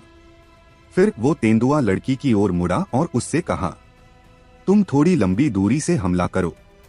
तुम्हारे पास अभी पास से हमला करने के लिए कोई बचाव शक्ति नहीं है। ठीक है, आर्यन की बात समझते हुए तेंदुआ लड़की तुरंत कुछ कदम पीछे हट गई। इसके तुरंत बाद आर्यन ने अपनी सोलस्टम तकनीक का इस्तेमाल किया, जिससे उसके शरीर में बहुत ज्यादा मात्रा में शक्तियां बहने लगीं। अब उसकी सभी शक्तियां दोगुनी हो गई थी। उसका दाहिना हाथ के हिलने के साथ साथ जादुई शक्ति का बहाव बढ़ने लगा और हाथ हिलता रहा। वो अभी पहाड़ी शैतान की कमजोरी की तलाश में था। कोई भी डिमन बीस्ट भले ही कितना शक्तिशाली क्यों ना हो, उनकी कोई ना कमजोरी तो होती थी। एक बार कमजोरी मिलने के बाद वो आसानी से उन्हें काफी ज्यादा नुकसान पहुंचा सकता था। तेंदुए की लड़की ने एक निश्चित दूरी से उस पर हमला किया, लेकिन पहाड़ी शैतान ने उसे देखा भी नहीं और हमले को अपने शरीर पर होने दिया। इसके बजाय वो आर्यन की ओर भागा, एक ऊंचे पेड़ को उखाड़कर और उसे एक ब्लेड की तरह इस्तेमाल करते हुए उसने आर्यन पर हमला किया। टेलीपोर्ट आर्यन का शरीर तुरंत धुंधला पड़ गया और 10 मीटर पीछे दिखाई दिया, लेकिन पहाड़ी शैतान ने जिस पेड़ का इस्तेमाल करते हुए हमला किया था वो 10 मीटर से भी ज्यादा लंबा था, जिससे बचने के लिए आर्यन ने हवा में उछलते हुए एक बार फिर विंड शेडो स्टेप तकनीक की मदद से टेलीपोर्ट किया। फिर उसने ड्रैगन स्लेयर तकनीक और दाहिने हाथ की जादुई शक्ति का एक साथ इस्तेमाल किया। ड्रैगन स्लेयर तकनीक की शक्तियों की वजह से ड्रैगन स्लेयर ब्लेड फायर शक्तियों से जलने लगा। इस बार आर्यन पहाड़ी शैतान से कम 10 मीटर दूर था। उसने सीधे उसकी गर्दन को निशाना बनाया और हमला किया। अब थोड़ा मजा और चख। ड्रैगन स्लेयर ब्लेड से एक रोशनी निकली जो आग की लपटों से घिरी हुई थी और चाबुक की तरह लहराते हुए सीधे पहाड़ी शैतान की गर्दन से लिपट गई। थोड़ी सी और ज्यादा ताकत लगाने के बाद चाबुक की पकड़ पहाड़ी शैतान की गर्दन पर और ज्यादा कस गई। आग की लपटें फूट पड़ी। बूम! -1289 इंच। पहाड़ी शैतान के सिर के ऊपर एक 4 अंकों की क्षति तैर रही थी। यह पहले की तुलना में 10 गुना अधिक था, लेकिन यह अभी भी काफी नहीं था। पहाड़ी शैतान की HP 9 लाख से अधिक थी और यह थोड़ा सा नुकसान बेकार था। इसके अलावा आर्यन ने यह सोचने की हिम्मत भी नहीं की कि यह निश्चित रूप से उसकी कमजोरी नहीं थी। इससे पहाड़ी शैतान को बहुत ज्यादा गुस्सा आ गया। वो आर्यन की ओर मुड़ा, अपने शरीर से खतरनाक मात्रा में शक्तियां निकाली और हमला किया। Demon cut. अचानक सैकड़ों हजार बंजर पहाड़ हिलने लगे।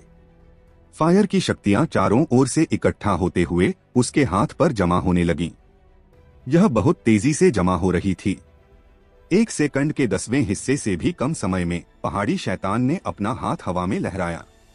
तभी आसमान से एक फायर शक्तियों का हमला आर्यन की ओर बढ़ने लगा, जो आग की सुनामी के रूप में था। आर्यन ने तुरंत उससे बचने के लिए विंड शेडो स्टेप तकनीक का इस्तेमाल किया, लेकिन वो केवल 10 मीटर दूर तक ही टेलीपोर्ट हो सकता था। आग की सुनामी नीचे आते हुए उसके करीब बढ़ती जा रही थी। उसका मन तनावग्रस्त हो गया और वो जल्दी से विंड शेडो स्टेप तकनीक का इस्तेमाल करते हुए भागने लगा। बूम!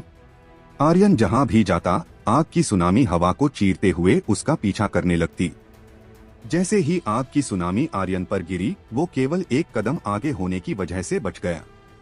हालांकि उसे कोई चोट तो नहीं लगी थी, लेकिन हमले की शक्तियों की वजह से उसका शरीर लगभग जल गया था और उसका पूरा शरीर अतुलनीय दर्द में था और गर्माहट असहनीय थी। उसकी खाल लाल और गर्म हो गई थी। आर्यन ने कसकर अपने दांत भींच लिए। यह कैसे हो सकता है?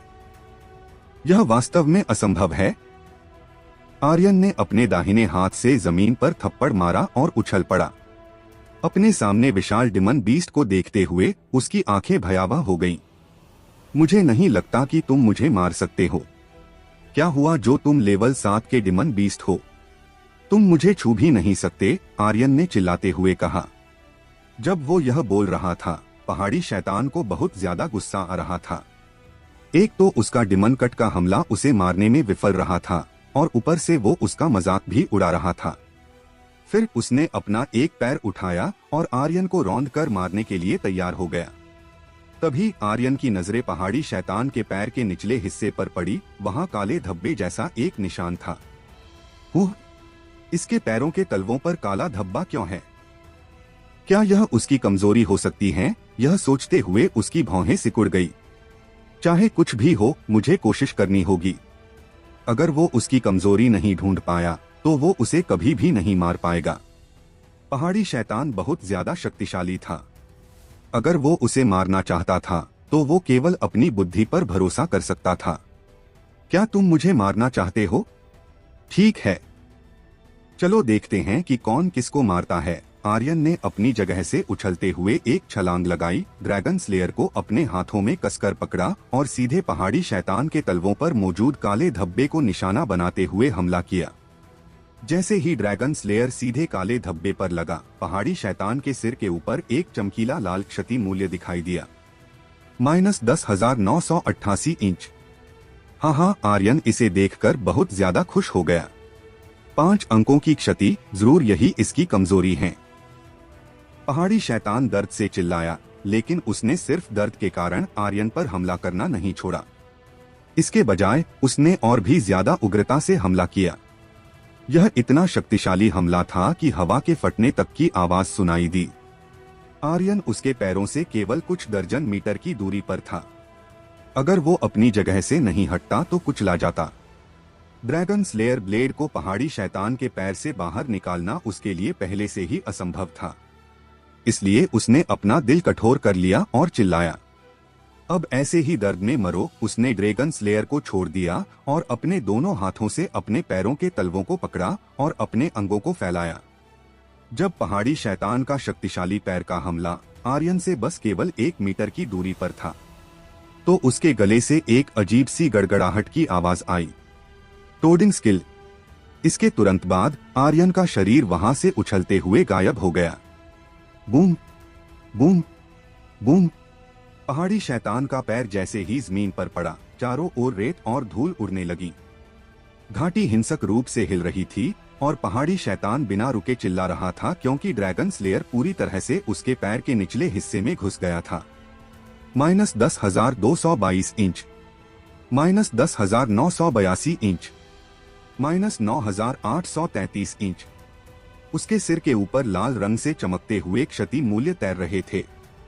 पहाड़ी शैतान इसे बिल्कुल भी रोक नहीं सका। वो अपने पैरों के तलवों से ड्रैगन ब्लेड को बाहर निकालना चाहता था, लेकिन आर्यन उसे बिल्कुल भी ऐसा नहीं करने दे सकता था। यह देखकर कि उसकी एचपी लगातार कम हो रही थी, आर्यन को पता था कि यह उसकी जान लेने का सही मौका है। सोलस्टम तकनीक। उसके शरीर में अचानक बिजली की रफ्तार से शक्तियां बहने लगीं और उसकी सभी शक्तियां दोगुनी हो गई। फिर एक तोप के गोले की तरह उसका शरीर आगे बढ़ा, जो सीधे पहाड़ी शैतान के पेट से टकराया। टोडिन स्किल का दूसरा पड़ा। बैंग। पहाड़ी शैतान को बहुत ज्यादा गुस्सा आ गया था। एक तो उसके पैर में ड्रैगन स्लेयर घुसा हुआ था, जो उसे बहुत ज्यादा तकलीफ दे रहा था। दूसरी ओर आर्यन उसके पेट पर लगातार हमला कर रहा था। वो एक वक्त पर केवल एक हमले से बचाव कर सकता था। पहाड़ी शैतान ने अपना एक हाथ घुमाया और अपने पेट पर मौजूद आर्यन पर हमला किया। हाँ, क्या हुआ? दर्द हो रहा है? क्या तुम इसे बाहर निकालना चाहते हो? सपना देखो। आर्यन उन्मादी ढंग से हंसा। अगर वो पहाड़ी शैतान को ऐसे ही रोके रखता है और उसे ड्रैगन स्लेयर को बाहर नहीं निकालने देता है, तो पहाड़ी शैतान धीरे धीरे एचपी खत्म होने से जल्द मर जाएगा। पहाड़ी शैतान के हमले को देखकर वो तुरंत दूसरी तरफ कूद गया और उसका मजाक उड़ाया। तुम मुझे नहीं मार सकते, तुम मुझे नहीं मार सकते, तुम मुझे नहीं मार सकते। हा। इससे पहाड़ी शैतान को और भी ज्यादा गुस्सा आ गया। एक इंसानी बच्चे द्वारा मजाक उड़ाया जाना उसे कतई बर्दाश्त नहीं था। उसने तुरंत गुस्से में अपना पैर पटका, लेकिन इससे उसे और ज्यादा दर्द होने लगा, क्योंकि ड्रैगन स्लेयर अभी भी उसके पैर में अटका हुआ था, जो और ज्यादा गहराई से अंदर घुस गया। यह बेहद दर्दनाक था। -20,990 इंच। आर्यन ने नुकसान के 6 अंकों को देखा और उत्साह से हंसा। यह बहुत अच्छा है। आओ मुझे मारो, आओ मुझे मारो। पहाड़ी शैतान की हालत बहुत ज्यादा दयनीय लग रही थी। तेंदुआ लड़की भी इसे देखने की हिम्मत नहीं कर सकी। पहाड़ी शैतान को बहुत ज्यादा गुस्सा आ रहा था। उसने अपने दिल में आर्यन के पूर्वजों की सभी पीढ़ियों को कोसा और लापरवाही से एक विशाल पेड़ को पकड़ लिया। Demon cut. उसने लगभग अपनी पूरी शक्तियों का इस्तेमाल किया और विशाल पेड़ से आर्यन पर हमला किया। यह इतना ताकतवर हमला था कि आसपास की पूरी जमीन हिलने लगी, आसमान में बादल उमड़ने लगे, हवाएं तेज चलने लगीं और हवाओं के झोंकों के साथ आग की लपटें भी जल रही थी। आर्यन ने लापरवाही करने की हिम्मत नहीं की। अगर वो इस हमले से पल भर के लिए और कुछ मीटर दूर भी रहता तो भी उसके लिए बचना मुश्किल था और वो तुरंत मारा जाता। पहाड़ी शैतान की शक्तियां बहुत ज्यादा भयानक थी। जैसे ही डिमन कट का हमला उसके करीब पहुंचा, तुरंत उसका शरीर वहां से गायब हो गया। टेलीपोर्ट। वो हमले से बच गया, लेकिन आर्यन को जिसकी उम्मीद नहीं थी वो यह थी कि पहाड़ी शैतान बिल्कुल नहीं रुका और तुरंत एक दूसरा हमला किया, डिमन कट। आर्यन बहुत ज्यादा डर गया। उसने सिस्टम के पारदर्शी पर्दे पर केवल इतना देखा था कि उसके पास डिमन कट नाम का एक हमला था, लेकिन वहां कहीं भी ऐसा नहीं लिखा था कि वो लगातार 2 हमले कर सकता है। Boom boom boom. पहाड़ी शैतान ने डिमन कट के लगभग 18 हमले लगातार किए। आर्यन इतना डर गया था कि उसका दिल लगभग उसके मुंह से उछलकर बाहर निकलने वाला था और उसकी आत्मा उसका शरीर छोड़ने वाली थी। 18 लगातार कट है ना? उसने अपना दाहिना हाथ बढ़ाया, ड्रैगन स्लेयर को बाहर निकालना चाहता था, लेकिन उसी समय उसे अचानक याद आया कि ड्रैगन स्लेयर अभी भी पहाड़ी शैतान के पैर में घुसा हुआ था। आर्यन का शरीर कांपने लगा और उसका दिल निराशा में डूब गया। अब उसे बचने की कोई उम्मीद नहीं नजर आ रही थी। उसे ऐसा महसूस हो रहा था जैसे आसपास सब कुछ अंधेरे में डूब गया हो। अचानक उसकी आंखें चौड़ी हो गई। वो इतनी जल्दी हार मानने वालों में से नहीं था। खतरनाक पहाड़ी शैतान को देखते हुए उसने गर्जना की, लगातार 18 कट भयानक है ना? मैं तुम्हें अब ड्रैगन कट के 199 कट का अनुभव कराऊंगा।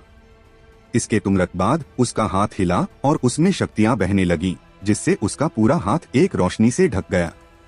अब जब उसके पास ड्रैगन स्लेयर नहीं था तो वो अपने हाथ को एक ब्लेड के रूप में इस्तेमाल करने वाले था। फिर उसने ड्रैगन स्लेयर तकनीक के 7 वारों का इस्तेमाल किया। त्वचा खोल, नस तोड़, हड्डी तोड़, रक्त बर्बाद, आत्मा नष्ट, आत्मा डर और जिंदगी खात्मा। ड्रैगन स्लेयर तकनीक के 7 वारों के बाद उसने ड्रैगन कट के पहले पड़ाव हवा कट और दूसरे पड़ाव तूफान कट का इस्तेमाल किया। पहाड़ी शैतान की शक्तियां उसकी तुलना में बहुत ज्यादा थी और उसका शरीर भी उसकी तुलना में बहुत ज्यादा विशाल था। अगर आर्यन को उसे जान से मारना था तो उसे अपनी पूरी ताकत का इस्तेमाल करना पड़ेगा, वरना मरने वाले वो खुद होगा। टेलीपोर्ट विंड शेडो स्टेप तकनीक का इस्तेमाल करते हुए वो सीधे पहाड़ी शैतान के सिर के पास पहुंच गया। जैसे ही वो उसके पास पहुंचा, उन दोनों की आंखें मिली। आर्यन उसके सामने बहुत छोटा था। पहाड़ी शैतान की आंखें खून से लथपथ थीं। उसकी गुस्से से भरी दोनों आंखें सीधे आर्यन की ओर देख रही थीं। उसने अपना खतरनाक मुंह खोला और आर्यन के शरीर को 2 हिस्सों में फाड़ने के लिए हमला किया। पहाड़ी शैतान के दांत अगर किसी चट्टान पर पड़ते, उसके हजारों टुकड़े हो जाते। आर्यन की तो बात ही छोड़ो। इससे पहले कि पहाड़ी शैतान का मुंह आर्यन तक पहुंच पाता, उसके हाथ में जलती रोशनी भड़क उठी और उसका शरीर बिजली की रफ्तार से पहाड़ी शैतान के चारों ओर घूमने लगा। हुश हुश हुश, हुश हुश हुश, हुश हुश हुश। आर्यन उसके चारों ओर घूमते हुए ड्रैगन स्लेयर तकनीक के 7 वारों हवा कट और तूफान कट के साथ लगातार हमला कर रहा था। 10वां कट, 50वां कट, 100वां कट, 150वां कट। पहाड़ी शैतान के शरीर पर लगातार कट लग रहे थे और लगातार नुकसान अधिक से अधिक होता जा रहा था। 150 कटाव पर पहाड़ी शैतान अब और ज्यादा बर्दाश्त नहीं कर पा रहा था। गुस्से में एक दहाड़ के साथ उसके शरीर पर एक कवच दिखाई दिया। अजय ढाल। तो क्या हुआ अगर यह एक ढाल है? मैं इसे भी तोड़ दूंगा। बचे 39 कट अभी भी पागलपन से जारी किए जा रहे थे और इस समय आर्यन पूरी तरह से पागलपन की स्थिति में आ गया था। अगर तुम नहीं मरोगे तो मैं भी आराम नहीं करूंगा। ड्रैगन स्लेयर तकनीक के 7 वारों के बाद हवा कट और तूफान कट का हमला किया जा रहा था, जिससे नुकसान दोगुना हो रहा था। पहाड़ी शैतान की चिंखें पूरी घाटी में गूंज रही थी। इसके अलावा ड्रैगन स्लेयर अभी भी उसके पैर में घुसा हुआ था, जिससे नुकसान के अंकों में 3 से 4 गुना बढ़ोतरी हो रही थी। 199वां कट। इसी के साथ पहाड़ी शैतान की पूरी एचपी खत्म हो गई और उसकी सांसें थम गई। जैसे ही पहाड़ी शैतान मरा, आर्यन ने तुरंत स्ट्राइकिंग मूल्य का इस्तेमाल किया। आर्यन, तुम्हें लेवल 7 के डिमन बीस्ट को मारने पर एक ही एक्सपी पॉइंट, 1 ट्रयू एनर्जी पॉइंट और 1 सिस्टम पॉइंट मिला है। आर्यन, तुम्हें पहाड़ी शैतान का क्रिटिकल डिमन कोर मिला है। क्या तुम इसे फ्यूज करना चाहते हैं? आर्यन, तुम्हें पहाड़ी शैतान की अजय ढाल मिली है। क्या तुम इसे प्राप्त करना चाहते हो? आर्यन, तुम्हें पहाड़ी शैतान की डिमन कट तकनीक मिली है। क्या तुम इसे कल्टीवेट करना चाहते हो? आर्यन, तुम्हें पहाड़ी शैतान का टाइटन ब्लड मिला है। क्या तुम टाइटन ब्लड लाइन को फ्यूज करना चाहते हो? आर्यन, तुम्हें पहाड़ी शैतान को मारने पर एक येलो स्प्रिंग्स डिवाइन स्वॉर्ड मिली है। आर्यन, तुम्हारी युद्ध आत्मा स्तर की शक्तियों का लेवल 6 से बढ़कर 7 हो चुका है। आर्यन, तुम्हें लेवल 7 के पहाड़ी शैतान डिमन बीस्ट को मारने पर एक खास पुरस्कार मिला है। स्तर +1, वर्तमान स्तर है युद्ध आत्मा लेवल 8। आर्यन, तुम्हारी ड्रैगन स्लेयर तकनीक का स्तर लेवल 2 से बढ़कर लेवल 3 हो चुका है। आर्यन के दिमाग में सिस्टम की आवाजें लगातार गूंज रही थी, जिससे उसके कान सुन्न पड़ गए थे और साथ ही उसका खून उबल रहा था। हर बार जब वो सिस्टम की आवाज सुनता तो वो खुश हो जाता। यह एहसास बहुत ज्यादा अच्छा था।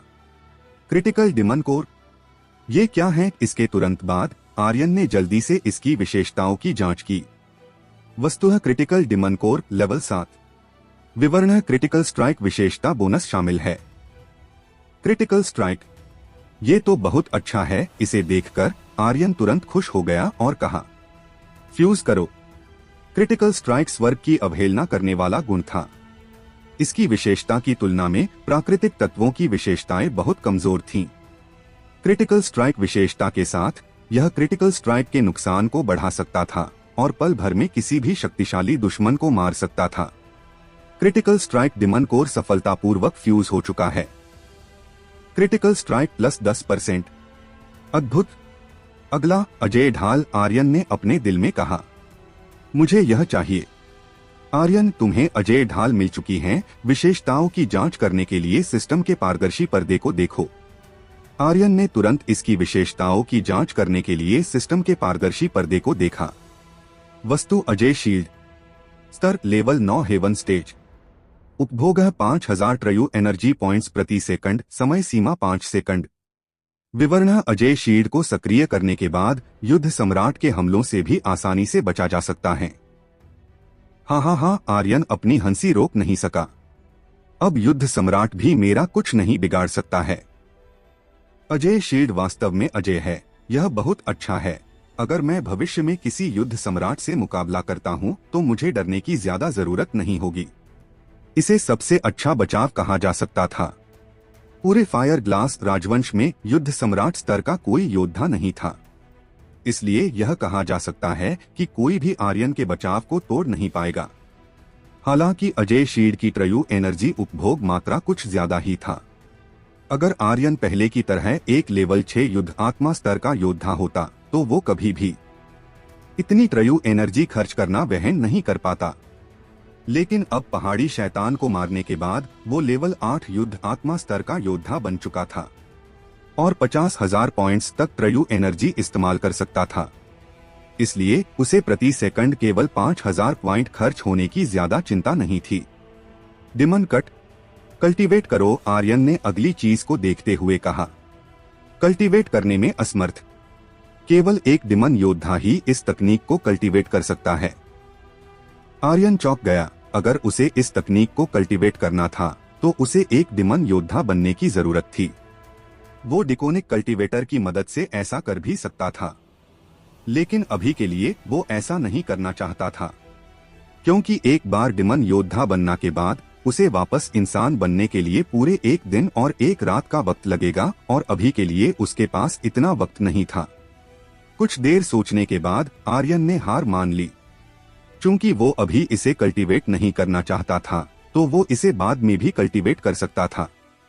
Titan blood line. आर्यन थोड़ा उत्साहित था। इस तरह की ब्लड लाइन एक शीर्ष स्तर का अस्तित्व था। फिर उसने इसकी विशेषताओं को देखा।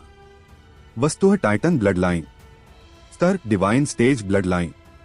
विवरण टाइटन ब्लड लाइन को फ्यूज करने के बाद एक योद्धा टाइटन की शक्ति प्राप्त हो सकती है और एक शक्तिशाली टाइटन में बदल सकता है। मैं टाइटन में बदल सकता हूँ। आर्यन की आंखें चमक उठी। टाइटन गहरे समुद्र का अधिपति है।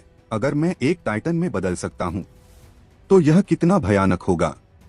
क्या आप इसे फ्यूज करना चाहते हैं?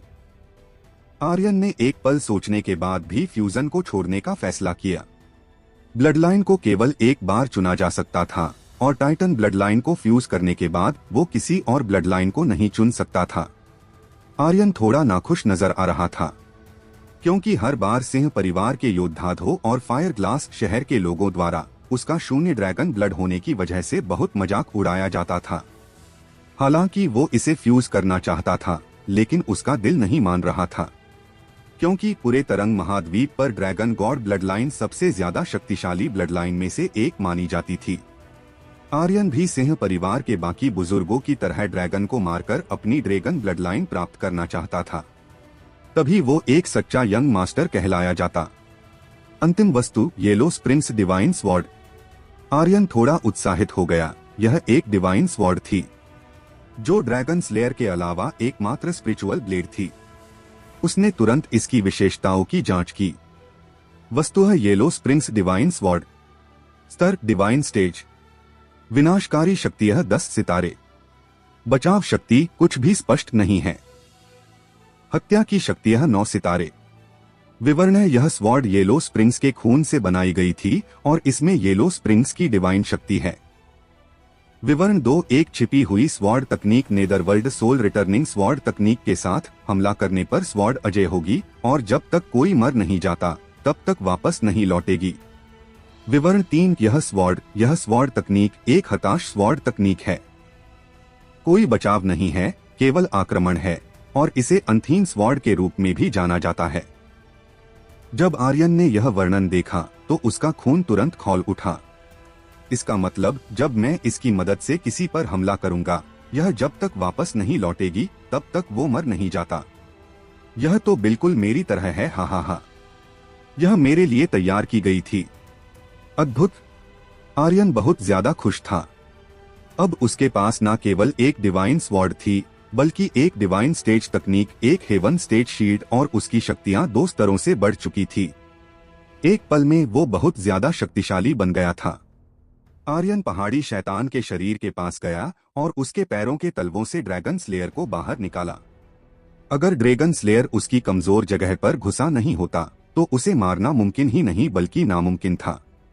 आर्यन ने ड्रैगन स्लेयर को पूरी तरह से उसके तलवों से बाहर निकाल लिया। उसकी नोक से भारी मात्रा में खून टपक रहा था और खतरनाक शक्तियां बाहर निकल रही थीं।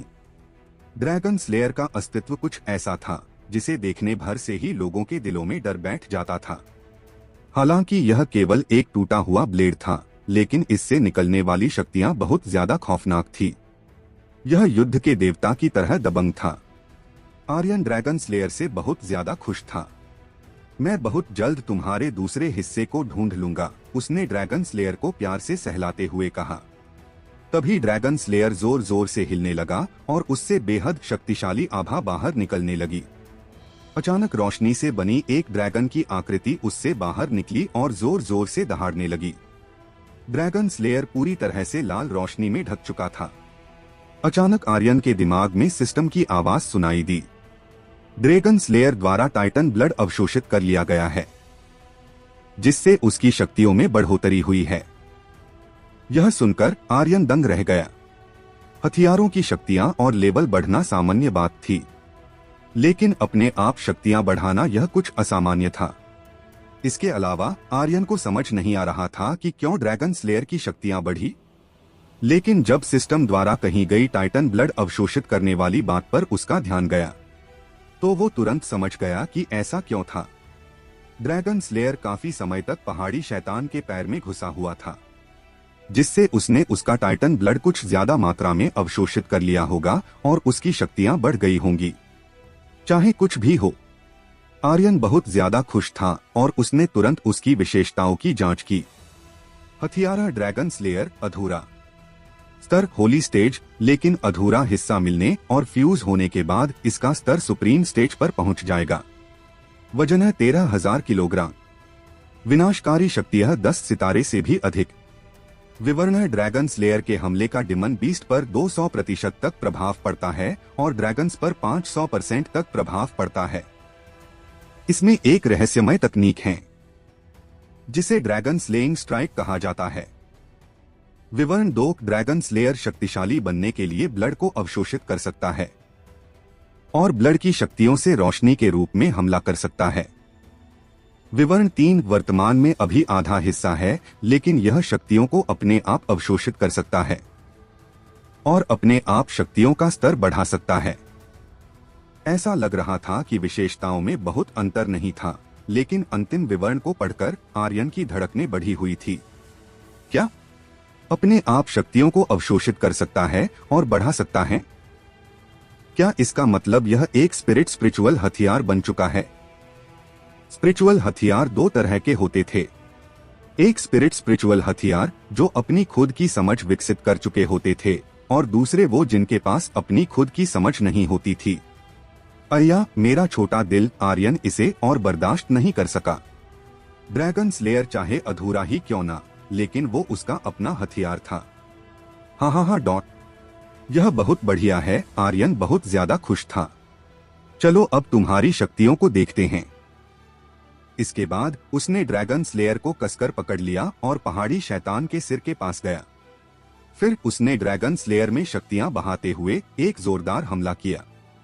ड्रैगन स्लेयर खून की तरह लाल हो गया। फिर उसमें से शक्तियों की एक खतरनाक लाल रोशनी बाहर निकली, जिसमें टाइटन ब्लड की शक्तियों की भी एक झलक नजर आई और सीधे पहाड़ी शैतान की गर्दन की ओर बढ़ गई।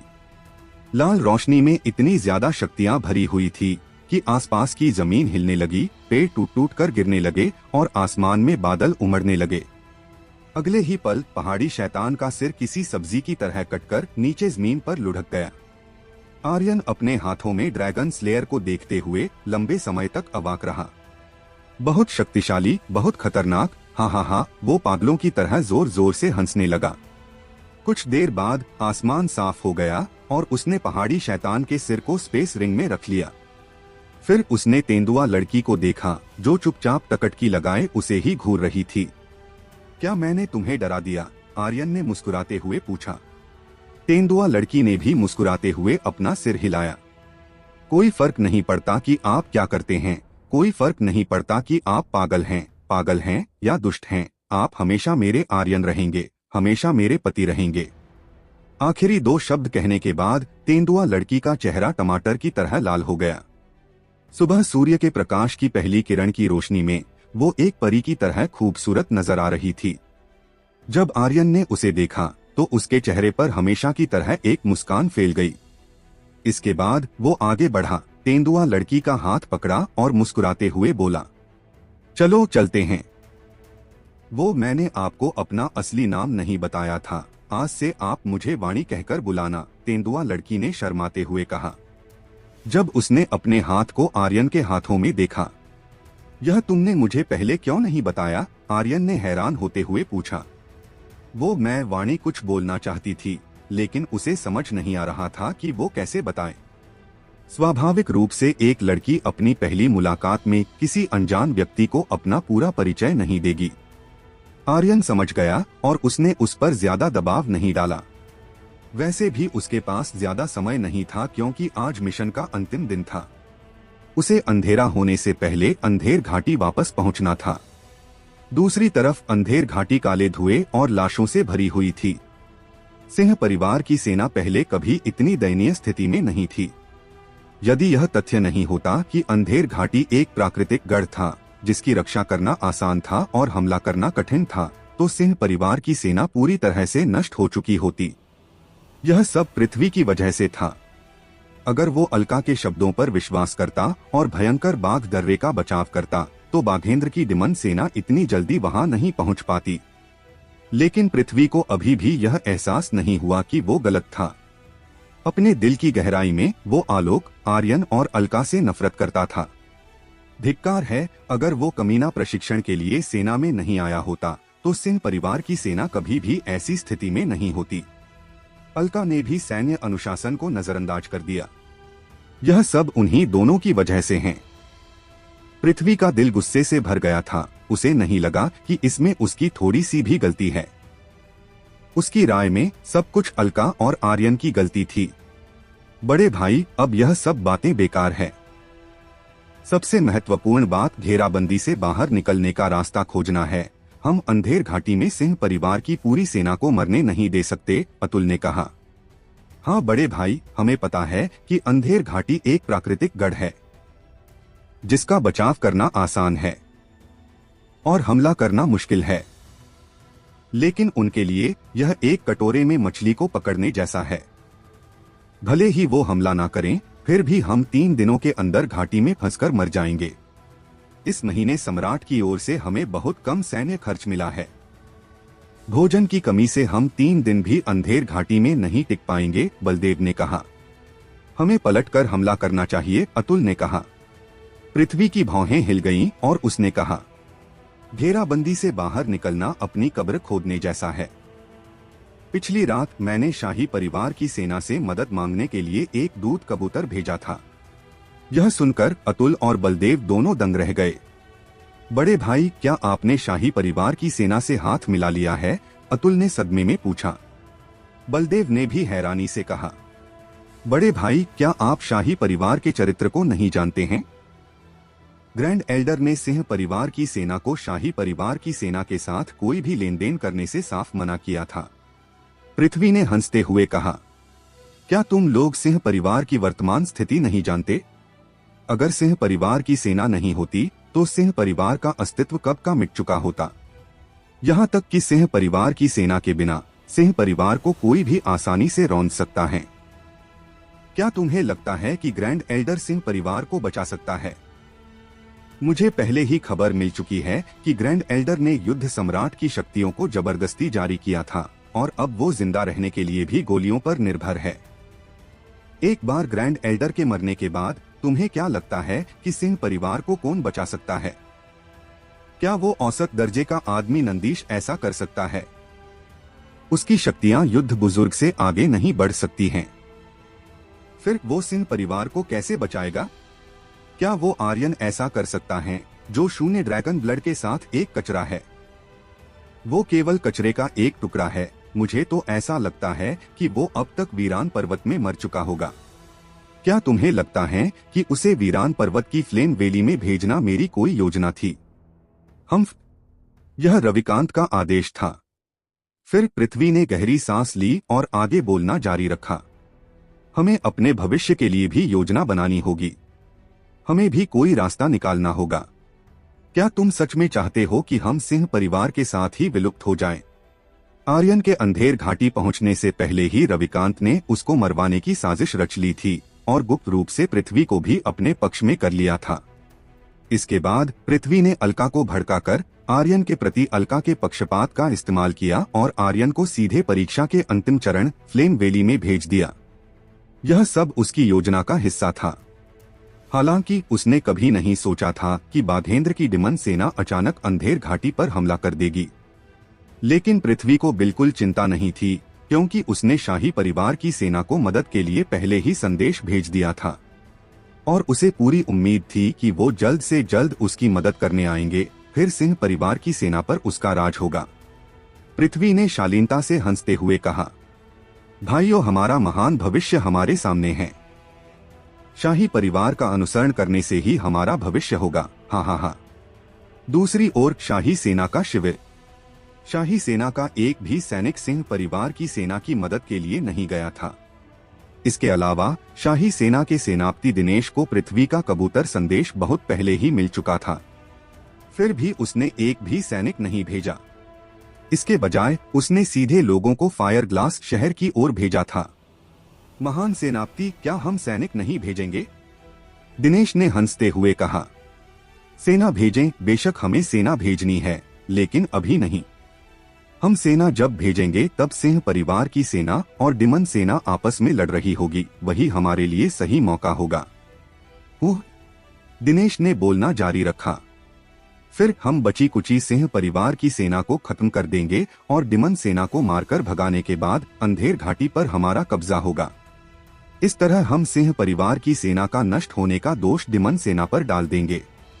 अगर डिमन सेना नहीं भागी तो भी हमारी शाही सेना की ताकत के साथ उन्हें भारी नुकसान होगा। उस वक्त वो लोग फायर ग्लास शहर की ओर नहीं बढ़ पाएंगे और मजबूरी में उन्हें अंधेर घाटी में ही रुकना पड़ेगा। इस तरह हमारी शाही परिवार की सेना डिमन सेना को फायर ग्लास राजवंश पर आक्रमण करने से रोकने में सक्षम होगी। फिर सभी लोग शाही परिवार की सेना की सराहना करेंगे और जहां तक सिंह परिवार की सेना की बात है, जो मर गई, उसका जिक्र कौन करेगा? हारने वालों के पास इतिहास में दर्ज होने की योग्यता नहीं होती। हा हा हा। एक बार जब सिंह परिवार की सेना नष्ट हो जाएगी तो सिंह परिवार का अंतिम सुरक्षात्मक ताबीज भी चला जाएगा और सिंह परिवार भी फायर ग्लास शहर से गायब हो जाएगा। उस समय सब कुछ हमारे शाही परिवार के कब्जे में होगा। हाँ हाँ हाँ। दिनेश शुरू से ही इस दिन का इंतजार कर रहा था। आखिरकार वो आ ही गया। फिर दिनेश ने थोड़ा चिल्लाते हुए कहा, 30,000 शाही सैनिकों को जल्दी से इकट्ठा करो और उन्हें तेजी से काले पर्वत की ओर भेजो। जब तक मैं कोई आदेश ना दूं, तब तक वो अपनी जगह से हिलने नहीं चाहिए। ठीक है सेनापति। अंधेर घाटी, सिंह परिवार का सैन्य शिविर।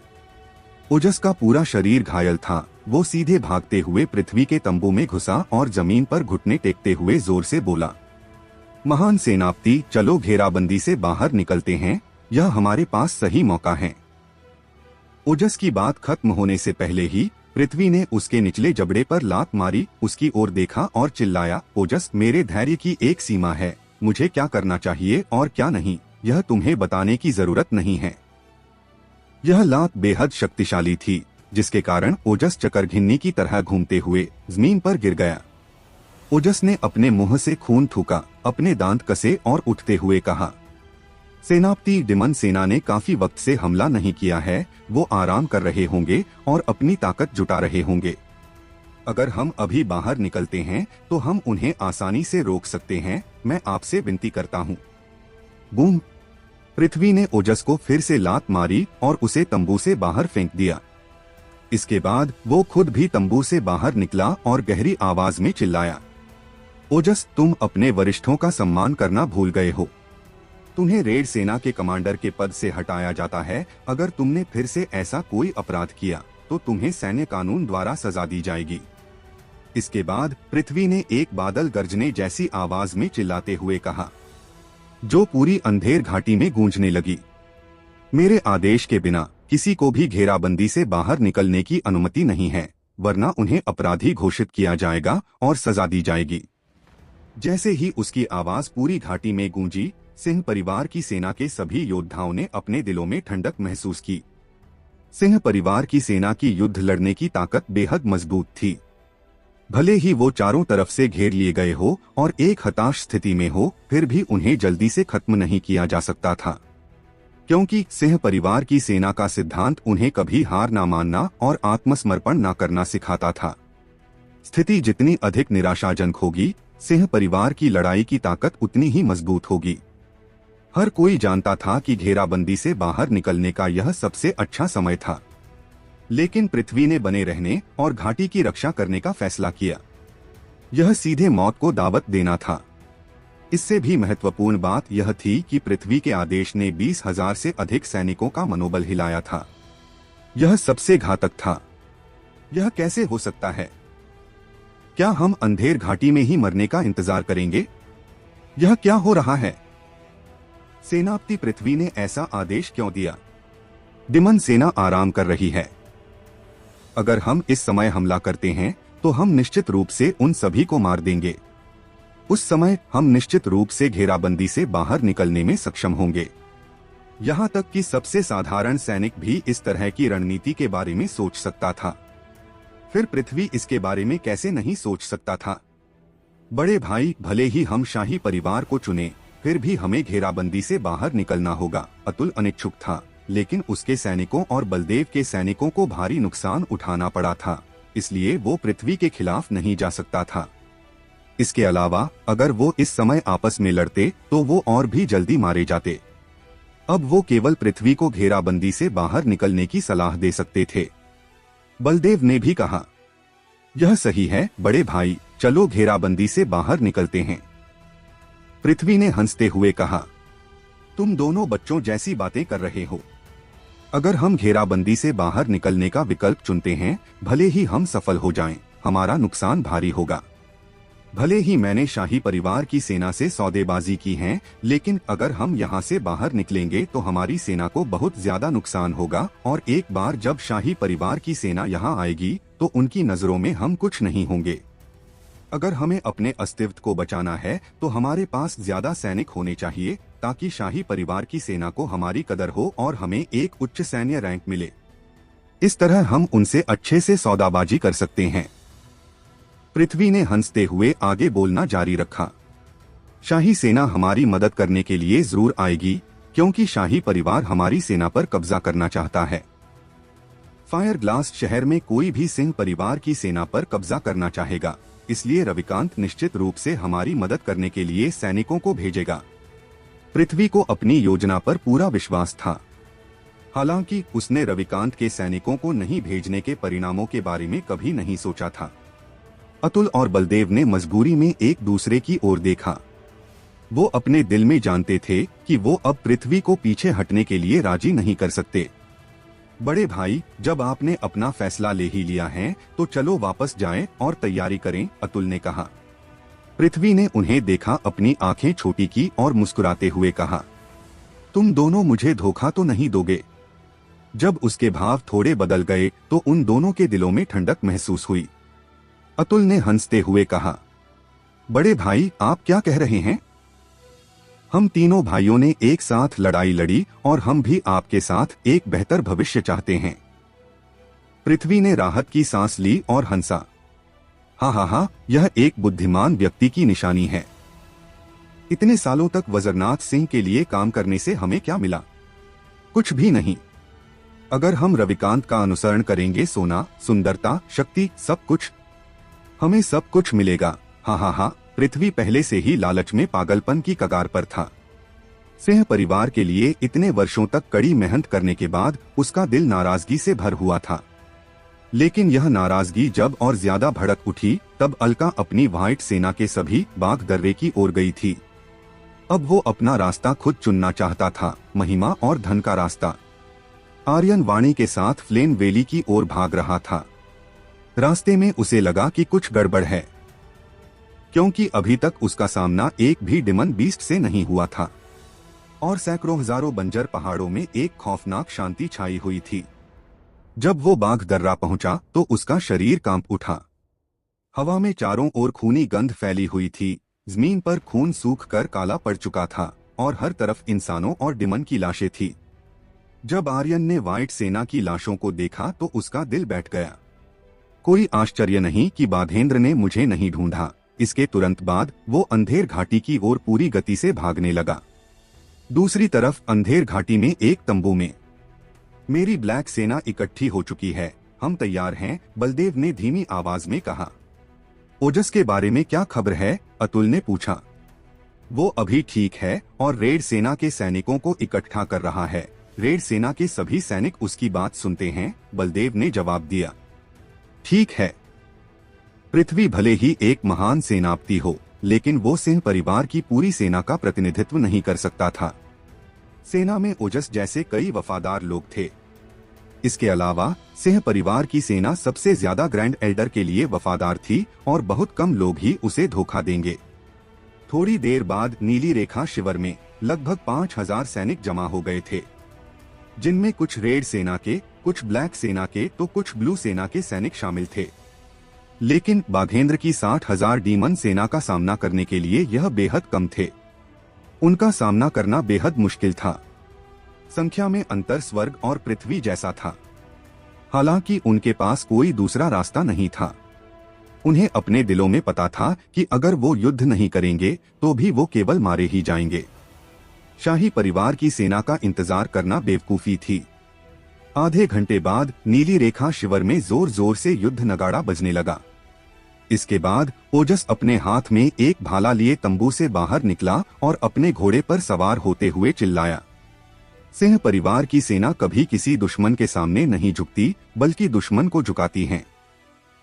जैसे ही उसकी आवाज फीकी पड़ी, लाल कवच में और हाथों में काले हथियार पकड़े सभी योद्धा एक साथ चिल्लाए, हम कभी किसी के सामने नहीं झुकेंगे। उसी समय दूसरी तरफ से ब्लैक सेना और ब्लू सेना के शिविरों से काले और नीले कवच पहने हजारों योद्धा एक साथ बाहर निकले और अंधेर घाटी के मुख्य द्वार की ओर बढ़ने लगे। सिंह परिवार की तीनों रेड, ब्लू और ब्लैक सेनाओं के एक साथ चलने से पूरी अंधेर घाटी कांपने लगी। चारों तरफ धूल मिट्टी उड़ने लगी, आसमान में बादल उमड़ने लगे और खतरनाक शक्तियों का दबाव महसूस होने लगा। जो भाई यहाँ कायर की मौत नहीं मरना नहीं चाहता, वो मेरे साथ सिर ऊंचा करके डिमन सेना का सफाया करने चलो। सिंह परिवार की सेना कभी झुकती नहीं है। बाहर जाते समय ज्यादा से ज्यादा योद्धा उनके साथ जुड़ते गए।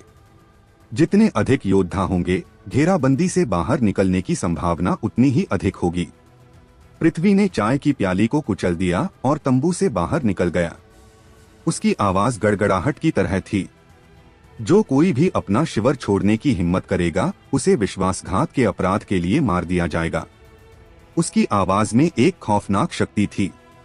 रेड सेना के योद्धा थोड़ा हिचकिचाने लगे और संकोच करने लगे। अगर तुम लोग यहाँ कायरों की तरह केवल मृत्यु का इंतजार नहीं करना चाहते और जीना चाहते हो तो मेरे पीछे आओ, हम डिमन सेना को खदेड़ भगाएंगे, हम उन्हें मार डालेंगे। ओजस ने अंधेर घाटी के पहाड़ी द्वार की ओर दौड़ते हुए चिल्लाया। उसकी आवाज इतनी तेज थी कि पूरी घाटी में सुनी जा सकती थी। उसके बाद उसका घोड़ा चिल्लाया और पीछे धूल उड़ाते हुए अंधेर घाटी से बाहर निकल गया। विराट ने भी उसका पीछा किया। उसका खून खौल रहा था। युद्ध के मैदान में एक योद्धा को ऐसा ही होना चाहिए, इसमें डरने की क्या बात थी। डिमन सेना को मार दो। लगभग 6000 योद्धा चिल्लाते हुए अंधेर घाटी से बाहर निकले। दूसरी तरफ डिमन सेना के तंबू में बाघेंद्र बुरी तरह से मुस्कुराया और बोला, मुझे पता था कि तुम इस समय घेराबंदी से बाहर निकलने की कोशिश करोगे। मैं बहुत पहले से ही तुम्हारे लिए तैयार था। डिमन हाथी दल, तैयार हो जाओ। और उन सभी को घेर लो, मैं सिंह परिवार के सभी सैनिकों को मारना चाहता हूँ, उसने दांत पीसते हुए कहा। आदेश मिलने के तुरंत बाद अंधेरे जंगल की गहराई में ऊंचे ऊंचे पेड़ गिर गए। सैकड़ों विशाल डिमन हाथी गरजते हुए कदमों के साथ बाहर निकले। सभी डिमन हाथियों के शरीर पर अजीबोगरीब कवच थे, जिन्हें कुछ रहस्यमय डिमन मंत्रों के साथ तैयार किया गया था, और इन मंत्रों की शक्ति की वजह से ही उन्हें काबू किया जा रहा था। कई योद्धा डिमन हाथियों की पीठ पर खड़े थे और हाथों में पकड़ी चाबुक से उन्हें आदेश दे रहे थे। साथ ही क्रूर बाघ कबीले और स्वर्गीय लोमड़ी कबीले के योद्धाओं ने तुरंत उन्हें दोनों तरफ से घेर लिया। वो घेराबंदी से बाहर निकलने वाले सैनिकों को मारने के लिए पूरी तरह से तैयार थे। मैं रास्ता बनाता हूँ। ओजस घोड़े से उछला और ऊपर उड़ गया। उसके हाथ में लाल ड्रैगन भाला था, जिसे उसने एक तीर की तरह इस्तेमाल किया और सीधे एक डिमन हाथी के माथे पर मारा। बूम! एक तेज आवाज के साथ भाला डिमन हाथी के सिर से टकराया, लेकिन इससे डिमन हाथी को ज्यादा नुकसान नहीं पहुंचा। फिर डिमन हाथी ने तुरंत अपनी लंबी सूंड से भाला पकड़ा और ओजस पर उसी के भाले से पलटवार किया। इससे डरने के बजाय ओजस सीधे हाथी की ओर बढ़ा और अपनी ओर आते भाले को पकड़ लिया और हवा में तैरते हुए डिमन हाथी के ऊपर खड़े 5 डिमन योद्धाओं पर सीधे हमला कर दिया। जैसे ही ओजस ने 5 योद्धाओं को मार गिराया, उसी समय सिंह परिवार की सेना और डिमन सेना के बीच युद्ध शुरू हो गया। ब्लू और ब्लैक सेना ने बाएं और दाएं से हमला किया, तो रेड सेना बिल्कुल सीधे बढ़ी। युद्ध धीरे धीरे गति पकड़ने लगा और बिल्कुल भी धीमा नहीं पड़ा। थोड़ी देर बाद लाखों डिमन योद्धाओं और डिमन बीस्ट की सेना सिंह परिवार की सेना पर भारी पड़ने लगी। वो संख्या में बहुत कम थे और डिमन सेना की संख्या का पलड़ा भारी था। इसके अलावा डिमन हाथियों ने उनका रास्ता रोक रखा था। उनको मारना तो छोड़ो, उनके विशाल शरीर को हिलाना ही बहुत मुश्किल था। योद्धाओं की संख्या की कमी और 2 तरफा हमले के साथ सिंह परिवार की सेना को भारी नुकसान हुआ। लगभग 10 मिनट बाद ओजस और बाकी लोगों को डिमन सेना ने पूरी तरह से घेर लिया और 1 इंच भी हिलने डुलने में असमर्थ थे। दूसरी तरफ अंधेर घाटी पृथ्वी के तंबू में एक उपसेनापति उत्सुकता से अंदर आया और कहा, सेनापति, डिमन सेना को पहले ही दोनों सेनापतियों अतुल और बलदेव द्वारा रोक दिया गया है। अभी रक्षा के बाएं और दाएं पक्ष खाली हैं। हम स्थिति का फायदा उठा सकते हैं और आसानी से घेराबंदी से बाहर निकल सकते हैं। मुझे 3000 सैनिक दो, मैं जाने के लिए तैयार हूँ। उसकी बात खत्म होने से पहले ही अचानक पृथ्वी का शरीर हिला। उसकी दाहिनी हथेली से एक घनी ताकत बाहर निकली और उपसेनापति के चेहरे पर लगी, जिससे उसकी तुरंत मौत हो गई। जो कोई भी फिर से घेराबंदी से बाहर निकलने वाले शब्द का जिक्र करेगा, उसका यही हाल होगा। उसकी आवाज में हत्या का इरादा छुपा हुआ था। तंबू में बाकी उपसेनापतियों के भाव बदल गए और उनकी जोर से सांस लेने तक की हिम्मत नहीं हुई। फिर पृथ्वी ने गंभीरता से कहा, अगर वो बाहर जाना चाहते हैं और मरना चाहते हैं तो उन्हें जाने दो। केवल वही लोग जीवित बचेंगे जो मेरे साथ यहीं रहेंगे और मेरा अनुसरण करेंगे। क्या तुम लोगों को बात समझ में आई? उपसेनापतियों ने बिना कुछ कहे सिर हिलाया। उन्हें नहीं पता था कि पृथ्वी क्या करने की सोच रहा है, लेकिन यही सबसे अच्छा समय था। अगर पूरी रेड सेना बाहर जाती है तो वो आसानी से डिमन सेना को धूल चटा सकते थे, लेकिन फिर भी पृथ्वी बाहर जाने से मना कर रहा था। उन्हें कुछ समझ नहीं आ रहा था, लेकिन वो कुछ पूछने और कहने की हिम्मत नहीं कर सकते थे, क्योंकि पृथ्वी का गुस्सा बहुत खतरनाक था, जिसका वो सामना नहीं करना चाहते थे। काला पर्वत। दिनेश पहले ही वहां पहुंच चुका था। उसके सभी शाही सैनिक घने जंगल में छिपे हुए थे और वो लगभग 10 किलोमीटर आगे से आती युद्ध की आवाजों को सुन सकते थे। तभी एक खबरी जल्दबाजी में दिनेश के पास आया। सेनापति अतुल और सेनापति बलदेव पहले ही अपनी सेनाओं के 6000 सैनिकों के साथ अंधेर घाटी से बाहर निकल चुके हैं और अब उन्हें डिमन सेना द्वारा घेर भी लिया गया है। दिनेश आत्मसंतुष्ट होकर मुस्कुराया और बोला, ऐसा लगता है कि सिंह परिवार की सेना वास्तव में किसी से दबती नहीं है। चलो, वैसे यह भी अच्छा है। पृथ्वी उनको दबाने में सक्षम नहीं है। बाद में वो हमारे साथ भी गद्दारी कर सकते थे। अतुल और बलदेव के सभी सैनिकों के मरने के बाद वो बूढ़ा डिमन बाघ सीधे ड्रैगन रक्षा को तोड़ेगा और फिर अंधेर घाटी पर हमला करेगा। उस समय पृथ्वी के पास जवाबी हमला करने के अलावा कोई रास्ता नहीं होगा। पृथ्वी, तुम मेरे साथ सौदेबाजी करने के लिए अपनी सैन्य ताकत को बनाए रखना चाहते हो, है ना? हाँ हाँ हाँ, तुम वास्तव में बहुत धूर्त इंसान हो। दिनेश ने हंसना बंद कर दिया और खबरी से कहा, अब वापस जाओ। ठीक है सेनापति। दूसरी तरफ युद्ध के मैदान में हम घेर लिए गए हैं। हम बाहर नहीं निकल सकते। आगे पीछे बाएं और दाएं सभी रास्ते बंद हैं। डिमन सेना बहुत ज्यादा है। तो क्या हुआ अगर वो लोग हमसे ज्यादा है? हम सिंह परिवार की सेना के जाबाज योद्धा हैं। सिंह परिवार की सेना जो कभी हार नहीं मानती। हमारे पूर्वजों की तरह हम भी इन दुष्ट डिमनों को मार भगाएंगे, अतुल ने उनका साहस बढ़ाते हुए कहा। मार दो, सभी डिमन योद्धाओं को मार दो। जब कोई रास्ता नहीं होता था तभी सिंह परिवार की सेना और ज्यादा मजबूत बनती थी और उग्रता से हमला करती थी। ओजस सामने खड़ा था। वो एक विशाल डिमन हाथी का सामना कर रहा था जो कदम दर कदम आगे बढ़ रहा था। घेराबंदी का चक्र लगातार सिकुड़ रहा था। वो सभी अपने दिलों में निराशा महसूस कर रहे थे। भले ही उन्होंने इसे जोर से नहीं कहा, लेकिन वो जानते थे कि उन्हें आज मरने से कोई नहीं बचा सकता और न ही उन्हें कोई बचाने आने वाला है। वास्तव में यह निराशाजनक स्थिति थी। लेकिन अगर पृथ्वी उन्हें बचाने के लिए सैनिकों को भेजता है तो वो उन्हें आसानी से बच सकते थे। कई उपसेनापति उसे राजी करना चाहते थे, लेकिन उनकी हिम्मत नहीं हुई। सिंह परिवार की सेना को एक के बाद एक गिरते हुए देखकर वो अपने दिलों में बहुत ज्यादा दुखी थे। अंधेर घाटी में खड़ा पृथ्वी हंस रहा था। यह विश्वासघात का अंजाम है, हा हा हा। अतुल, बलदेव, यही तुम दोनों का भाग्य है, हा हा हा। आखिर क्या होने वाला है? आर्यन की इस दिलचस्प कहानी का अगला पड़ाव जानने के लिए बने रहें हमारी कहानी स्पिरिट वर्ल्ड के साथ, सिर्फ हमारे चैनल रोज वर्स पर। धन्यवाद।